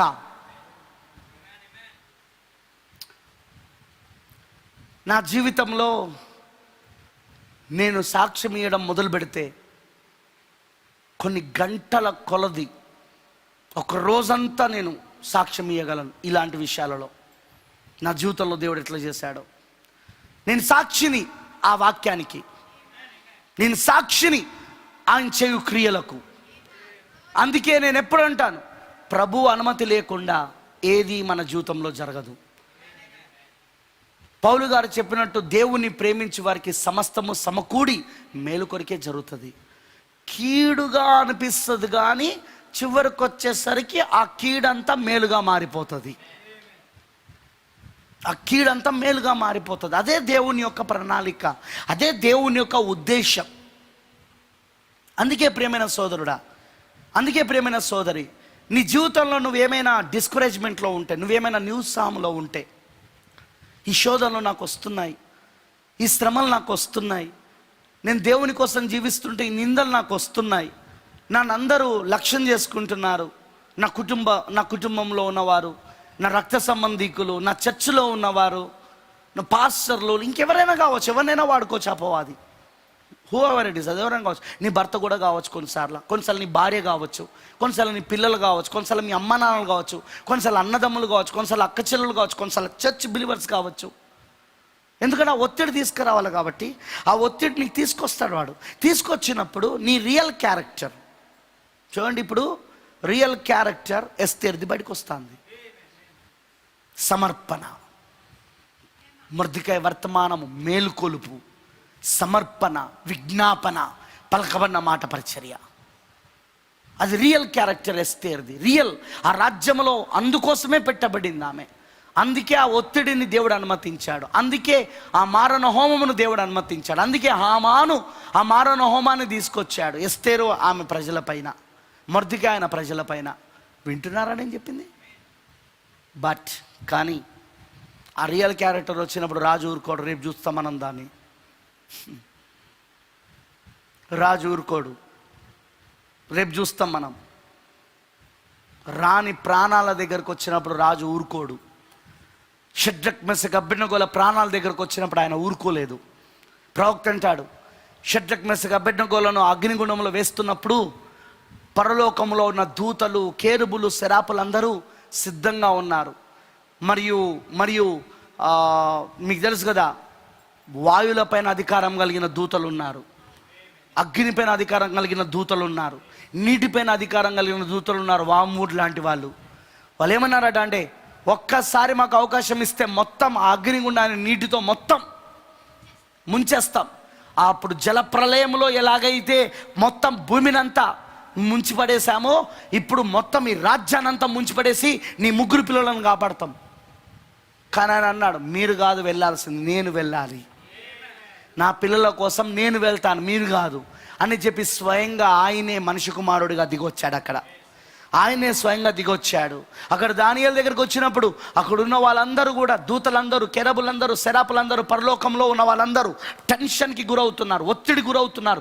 దానియేలును అక్కడ బంధించి, శత్రువులు కావాలని బంధించి రాజు ఎదుటకు తీసుకొచ్చి రాజు ముందు నిలబెట్టి, రాజు కాపాడాలని ప్రయత్నించినా కాపాడనీయకుండా శత్రువులు జాగ్రత్త పడి, అది శాసనం, అది నువ్వు రాసిన శాసనం, నువ్వు కూడా తీసేయడానికి వీల్లేదు అని చెప్పి, వింటున్నారని చెప్పింది. రాజశాసనాన్ని రాజు కూడా మీరడానికి వీల్లేదు, కొట్టేయడానికి వీల్లేదని చెప్పి అతన్ని తీసుకెళ్ళి సింహపులో వేస్తున్నప్పుడు అందరూ అనుకున్నారట, ఓ ప్రభు నాకు ఆజ్ఞాపిస్తే నేను వెళ్తాను. గాబ్రియేలు, మిఖాయేలు, వామవుడు అందరూ అనుకున్నారట వాళ్ళందరూ వెళ్దామని. కానీ ప్రభు అన్నాడట, మీరందరూ కాదు, నేను వెళ్తాను నా కుమారుడి కోసం. ఇప్పుడంతే నీకోసం స్వయంగా ఆయన దిగొస్తాడు నీ పరిస్థితులలోనికి. నువ్వు ఏ పరిస్థితులలో ఉన్నావో, నువ్వు ఏ సమయంలో ఉన్నావో, నువ్వు ఎలాంటి స్థితిలో ఉన్నావో, అలాంటి స్థితిలో, అలాంటి పరిస్థితిలో గుర్తుంచుకోనండి, నీ కోసం ఆయన దిగొస్తాడు. నువ్వు ఆయన పైననే నీ దృష్టి పెట్టినట్లయితే, నీ కనుచూపు ఆయన పైననే ఉంచినట్లయితే, నువ్వు ఆయన వైపే సహాయం నాకు ఆయన దగ్గర నుండే వస్తుందని చూస్తున్నట్లయితే ఖచ్చితంగా ఆయన వస్తాడు నీ కోసం. నువ్వు సంఘం వైపు చూసినా, పాస్టర్ వైపు చూసినా, సంఘ పెద్దల వైపు చూసినా, ఇంకెవడో వైపు చూసినా సహాయం నీకు రాదు, పరలోకపు సహాయము. కానీ నువ్వు దేవుని వైపు చూడు, ఆయన వాక్యం వైపు చూడు. ఎందుకంటే ఈ ప్రవక్త, ఈ కాలపు ప్రవక్త, దేవుని ప్రవక్త విలియం బ్రెన్నామ్ గారు ఏమన్నారంటే, నేను వచ్చిందే మిమ్మల్ని క్రీస్తు వైపు చూపించడానికి. My ministry is to point Jesus Christ to you. యేసు క్రీస్తును మీకు చూపించడానికి, యేసు క్రీస్తు వైపు మిమ్మల్ని చూపించడానికి, అదే నా పరిచర్య అన్నాడు ఆయన. అలానే మొర్దెకాయి పరిచర్యనే ఇప్పుడు ఎస్తేరుకి దేవుని వైపు చూడడానికి, దేవునికి సమర్పించుకోవడానికి, దేవుని దృష్టిలో మేలుకొని దేవునికి సమర్పించుకొని విజ్ఞాపన చేయడానికి, అదే ఆ ఉపవాస ప్రార్థన చేయడానికి. ఇప్పుడు కూడా అంతే ప్రియులారా, ఈ వర్తమానం వచ్చిందే అందుకోసం, మొర్దెకాయి వచ్చింది అందుకోసం, ప్రవక్త వచ్చింది అందుకోసం, 5 రకాల పరిచర్యలు ఉన్నాయి కూడా అందుకోసం. తన వైపు చూడమని ఏ పాస్టర్ చెప్పడానికి వీల్లేదు, సంఘం వైపు చూడమని ఏ పాస్టర్ చెప్పడానికి వీల్లేదు. పాయింట్ టు ద క్రైస్ట్, క్రీస్తు వైపు చూపించాలి. అదిగో మేఘారుడిగా ఆయన దిగొచ్చాడు. ఇప్పుడు ఆ మేఘం మనల్ని ఆవరించి ఉన్నదని పౌలు గారు రాస్తా ఉన్నాడు. ఆ ఆవరించబడిన మేఘం వైపు చూడాలి మనం ఈ రోజున. ఆవరించిన మేఘం వైపు మనం చూడాలి ఈ రోజున. పాయింట్ టు ద క్రైస్ట్, క్రీస్తు వైపు చూపించడం. ఏ పాస్టరైనా, ఏ సువార్థికుడైనా, ఏ అపోస్తలుడైనా, ఏ ప్రవక్త అయినా, ఏ ఉపదేశకుడైనా క్రీస్తు వైపు చూపించాలి. ఎందుకంటే ప్రవక్త క్రీస్తు వైపు చూపించడానికి వచ్చాడు. మరి ఈ 5 రకాల పరిచర్యలు ప్రవక్త వర్తమానము ద్వారా క్రీస్తు వైపు చూపించాల. అప్పుడు క్రీస్తు నీకు దిగొస్తాడు. ఆయన నీకు ఆయనకు మధ్యలో వ్యక్తిగత సంబంధం ఏర్పడుతుంది. నీకు ఆయనకు మధ్యలో వ్యక్తిగతమైన అనుభవాలు వస్తాయి. సో మెనీ పారాడాక్సెస్, నమ్మలేని నిజాలు జరుగుతూ ఉంటాయి. చాలా నమ్మలేని నిజాలు దేవుడు చేస్తూ ఉంటాడు. సూపర్ న్యాచురల్ సైన్స్, సాధ్యాతీతమైన సూచనలు జరుగుతూ ఉంటాయి. ఆశ్చర్యకార్యాలు జరిగిస్తూ ఉంటాడు, అద్భుత కార్యాలు జరిగిస్తూ ఉంటాడు, సూచక్రియలు జరిగిస్తూ ఉంటాడు. ఎన్నో సాక్ష్యాలు, నమ్మలేని నిజాలు సాక్ష్యాలు నీ జీవితం అంతా కలుగుంటావు. నీ జీవితం నిండా నమ్మలేని నిజాలు ఉంటాయి, నమ్మలేని నిజాల సాక్ష్యాలు. అవన్నీ ఎవరు నమ్మరు. ఊరిక అంతా దేవుడు అంతా చేస్తాడంటావా, దేవుడు అట్లా చేస్తాడంటావా? లేదు బ్రదర్, చేశాడు బ్రదర్. నిజంగా దేవుడు అదిగో ఆ సమయంలో ఇట్లా చేశాడు. ఊరిక బ్రదర్ మేము నమ్మం దాని అంతా చేస్తాడా బ్రదర్ దేవుడు ఎక్కడైనా? సరే, దేవుడు అంటే దేవుడు, ఎవరు వాళ్ళకు మతం ఉన్నది, ఎవరు దేవుడు వాళ్ళకు ఉన్నారు, అట్లా మాట్లాడతారు వాళ్ళు. నమ్మలేని నిజాలు అనమాట. అలాంటి పారాడాక్సెస్, అలాంటి నమ్మలేని నిజాలను దేవుడు నీ జీవితంలో జరిగిస్తూ ఉంటాడు. ఆయన సమర్పించుకో. రాజ్యంలో ఎందుకు పెట్టబడ్డావో తెలుసుకో ఎస్తేరు. ఎస్తేరు, ఇప్పుడు నువ్వు రాజ్యంలో ఎందుకు పెట్టబడ్డావో తెలుసుకో. నువ్వు రాణిగా ఎందుకున్నావో తెలుసుకో. నీ పట్ల దేవుడి చిత్తం ఏందో తెలుసుకో. డబ్బు వెంబడి పడకు, పేరు ప్రఖ్యాతుల వెంబడి పడకు, స్త్రీలు వెంబడి పడకు. ఈ 3 విషయాలలో సేవకులు, విశ్వాసులు జాగ్రత్త ఉండాలి. ధనము, పేరు ప్రఖ్యాతలు మరియు స్త్రీ జాగ్రత్తగా ఉండాలి. శరీరాశ, నేత్రాశ, జీవబ్రహ్మం, ఈ 3 జాగ్రత్తగా ఉండాల్సింది. నేను పౌలు గారు రాసింది, ప్రవక్త చెప్పింది ఆ 3. సమర్పించుకో దేవుడికి, అప్పుడే ఆయన చేయడం మొదలు పెడతాడు. ప్రభు చిత్తం ఏందో తెలుసుకో, నీ పట్ల ప్రభు ప్రణాళిక ఏంటో తెలుసుకో. దేవుని చిత్తం ఈ వర్తమానంలో బయలుపరచబడ్డది, దేవుని ప్రణాళిక ఈ వర్తమానంలో బయలుపరచబడ్డది. నీకు ఈ సమయం కొరకు, ఈ పరిస్థితి కొరకు, ఈ మహమ్మారి, ప్రపంచవ్యాప్తంగా ఉన్న ఈ మహమ్మారి సమయంలో, ప్రపంచవ్యాప్తంగా ఉన్న ఈ యొక్క ఆర్థిక మాంద్యంలో ఉన్న సమయంలో కొత్త చట్టాలు, ఈ ఆర్థిక మాంద్యం ద్వారా వచ్చే కొత్త చట్టాలు, నిన్ను లక్ష్యం చేసుకొని వస్తున్న ఆ చట్టాలు, ఈ సమయంలో దేవుని ప్రణాళిక ఏంటో, దేవుని చిత్తం ఏందో తెలుసుకో. నువ్వు అది ఈ వర్తమానంలో ఉంది. అది ఆ వర్తమానాన్ని గ్రహించు.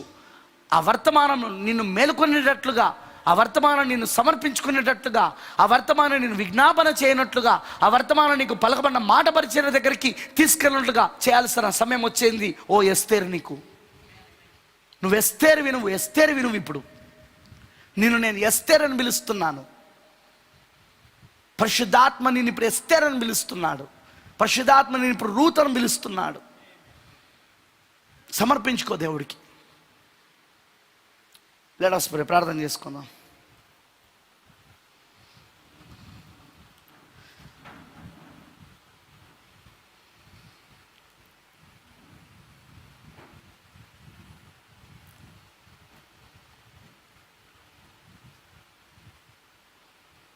Let us pray. ప్రార్థించుకుందాం.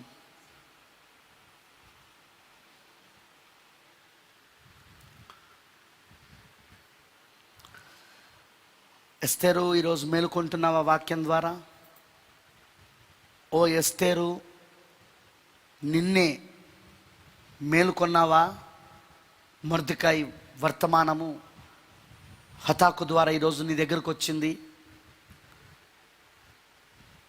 మొర్దెకాయి వర్తమానం హతాకు ద్వారా నీ దగ్గరకు వచ్చింది. మేలుకొన్నావా? నువ్వెవరువో గ్రహిస్తున్నావా?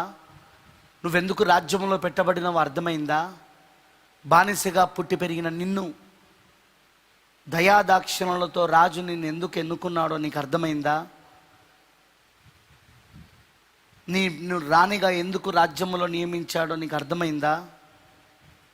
ఇప్పుడు నీ పట్ల దేవుని ప్రణాళిక ఏందో నీకు అర్థమవుతున్నదా? ఓ ఎస్తేరు, నువ్వు పూర్తిగా సమర్పించుకుంటావా? దేవుని నోటి నుండి వచ్చిన ప్రతి మాట వలన మానవుడు జీవించాలని చెప్పినట్లుగా ఈ కాల వర్తమానంలోని ప్రవక్త విలియం బ్రానమ్ వర్తమానము అది దేవుని నోటి నుండి వచ్చిన మాట. అది ప్రవక్త దేవుని నోరై ఉన్నాడు, ప్రవక్త దేవుని బూరై ఉన్నాడు. అది ఆయన ఆలోచనలు కావు, అవి దేవుడి ఆలోచనలు ఆయన స్వరంలో నుండి వచ్చినాయి. అది దేవుడి స్వరం. అది దానికి నువ్వు లోబడుతున్నావా? సమర్పించుకుంటున్నావా? ఒప్పుకుంటున్నావా? దానికి అనుకూలంగా నిన్ను నువ్వు సమర్పించుకుంటున్నావా? ఎలీషా పైకి వచ్చిన దుప్పటి, ఏలియా దుప్పటి ఎలీషాకు సరిపోయింది. ఎలీషా దానిని మార్చలేదు. ఎలీషా దానిని తనకు సరిపోయే విధంగా ఆ దుప్పటిని తాను మార్చలేదు, దాన్ని కట్ చేయలేదు. దానికి ఎలీషా సరిపోయేటట్టుగా దేవుడు చేశాడు. ఈరోజు కూడా ఈ వర్తమానానికి సరిపోయేటట్టుగా దేవుడు నిన్ను చేస్తాడు. దేవుడు నిన్ను మారుస్తాడు, దేవుడు నిన్ను కట్ చేస్తాడు, దేవుడు నీ జీవితాన్ని సరిచేస్తాడు ఈ వర్తమానానికి సరిపోయేటట్టుగా. కానీ నీ వర్తమానాన్ని నీకు సరిపోయేదిగా దేవుడు మార్చాడు. నువ్వు మార్చుకోవడానికి వీల్లేదు. అలా ఆ వాడబడిన దుప్పటి ఒక్కసారి వాడబడింది, అది రుజువు చేయబడింది. ఇప్పుడు మళ్ళీ అది డబుల్ పోర్షన్, రెండంతలతో రుజువు చేయబడుతుంది. ఈ వర్తమానము రుజువు చేయబడింది అగ్నిస్తంభం ద్వారా, మేఘస్తంభం ద్వారా, సాజాతీతమైన సూచక్రియల ద్వారా, అద్భుతాల ద్వారా, ఆశ్చర్యకార్యాల ద్వారా, స్వస్థతల ద్వారా ఇప్పుడు ఎలీషా మీదకి వచ్చింది ఈ వర్తమానము. ఇప్పుడు మళ్ళీ రుజువు చేయబడతా ఉంది ఎలీషా దగ్గర కూడా. ఎలీషా యొద్ద కూడా ఇది రుజువు చేయబడుతున్నది, ఈ వాడబడిన దుప్పటి. ఈరోజు ఈ వర్తమానం నీకు మళ్ళీ రుజువు చేయబడుతుంది. ప్రేమైన దేవుని పిల్లలారా, సమర్పించుకో దేవుడికి. ప్రార్థించుకుందాం. పరిశుద్ధుడా, ఓ ప్రియమైన మా పరలోకపు యేసయ్య, మా భర్త, కృపగలిగిన మా తండ్రి, మహోన్నతమైన దేవా, నీకు స్తోత్రాలు. నిజంగా నీ వాక్యము ఇప్పటి వరకు మాతో మాట్లాడినట్లుగా ఎస్తేరు ఎలాగైతే మొర్దెకాయి వర్తమానం హతాకు ద్వారా వచ్చినప్పుడు మేలుకొనిదో, ఇప్పుడు కూడా ఈ కాలంలో ఉన్న ఎస్తేరు అలాగునే 5 రకాల పరిచర్య యొక్క వర్తమానము ద్వారా వాళ్ళ వర్తమానం, అది మొర్దెకాయి ఈ కాల ప్రవక్త విలియం బ్రెన్నాం వర్తమానాన్ని ఆ హతాకు 5 రకాల పరిచర్యలు ఉన్న వారు ఎస్తేరు యొద్దకు తీసుకెళ్తున్నారు. అది వాళ్ళని మేలుకొనేటట్లు చేస్తున్నది, సమర్పించుకునేటట్లు చేస్తున్నది, ప్రతి మాటకు లోబడేటట్లు చేస్తున్నది, విజ్ఞాపన చేయనట్లు చేస్తూ ఉన్నది, కన్నీటితో ఉపవాసముని ప్రార్థన చేయనట్లు చేస్తూ ఉన్నది, పలకబడిన మాట యొద్దకు నడిపిస్తూ ఉన్నది. తండ్రి, అదే ఇప్పుడు జరుగుతూ ఉన్నది. ఇప్పుడు అదే ప్రభువా ముద్రలు తెరవబడడం వలన ప్రస్తుతము ఆ భాగం నెరవేర్పు జరుగుతూ ఉన్నది. ఇప్పుడు ఆ దాచబడిన ఆ మర్మం ఇప్పుడు జరుగుతూ ఉన్నది. ఇప్పుడు ఎస్తేరు గ్రంథంలో దాచబడిన ఆ మర్మము, ఆ ముద్రలో అది దాచబడింది. ఇదంతా కూడా ముద్రలు తెరవబడడం వలన ఎస్తేరు గ్రంథం తెరవబడింది, రూతు గ్రంథం తెరవబడింది, ఇలా బైబిల్ అంతయు తెరవబడింది. ఇప్పుడు ఆ మర్మము, ఆ దాచబడిన మర్మం బయలుపరచబడింది. నీ మనసులోని ఆ వెనక భాగంలో ఉన్న రహస్యము ఇప్పుడు బయలుపరచబడ్డాయి ప్రభువా. అందుకే మేము నీ చిత్తాన్ని గ్రహించగలుగుతున్నాం. అందుకే మా పట్ల నీ సంకల్పం ఏంటో, నీ ప్రణాళిక ఏంటో, నీ చిత్తం ఏంటో మాకు అర్థమవుతున్నది. అందుకే మేము సమర్పించుకుంటున్నాం, దానికి లోబడుతున్నాం. మేము దానికి ఎస్తేరు లోబడినట్లుగా మేము లోబడుతున్నాం. రాణిగా ఉన్నంత మాత్రాన మర్దెకై మాట వినకుండా లేదా ఆమె. మేము కూడా అంతే ప్రభా. ఇప్పుడు నువ్వు మమ్మల్ని రాణిగా చేసావు ప్రకటన 10లో, మేము రాణిగా ఉన్నాం. ఆ కిరీటం ధరింపజేసావు మాకు ఇప్పుడు. కానీ మర్దెకై మాట మేము వింటున్నాము. సమయం వచ్చింది ఇప్పుడు. ఆ సమయము, ఆ ప్రణాళిక అర్థమవుతున్నది. ఆ దుష్టుని యొక్క ఆలోచనలు మాకు బయలుపరచబడ్డాయి. సాతాను యొక్క తంత్రములు మాకు బయలుపరచబడ్డాయి. ఎన్నడూ పోరాడనటువంటి అతి గొప్ప పోరాటంలో మేము ఉన్నామని మాకు అర్థమైంది. ప్రభువైన దేవా, అందుకే మేము ఇప్పుడు పూర్తిగా నీకు సమర్పించుకుంటున్నామయ్యా. పూర్తిగా మేము ఇప్పుడు నీ చిత్తాన్ని జరిగించుటకు అర్పించుకుంటూ విజ్ఞాపనలోనికి వెళ్తున్నాము పూర్తిగా ప్రభువా.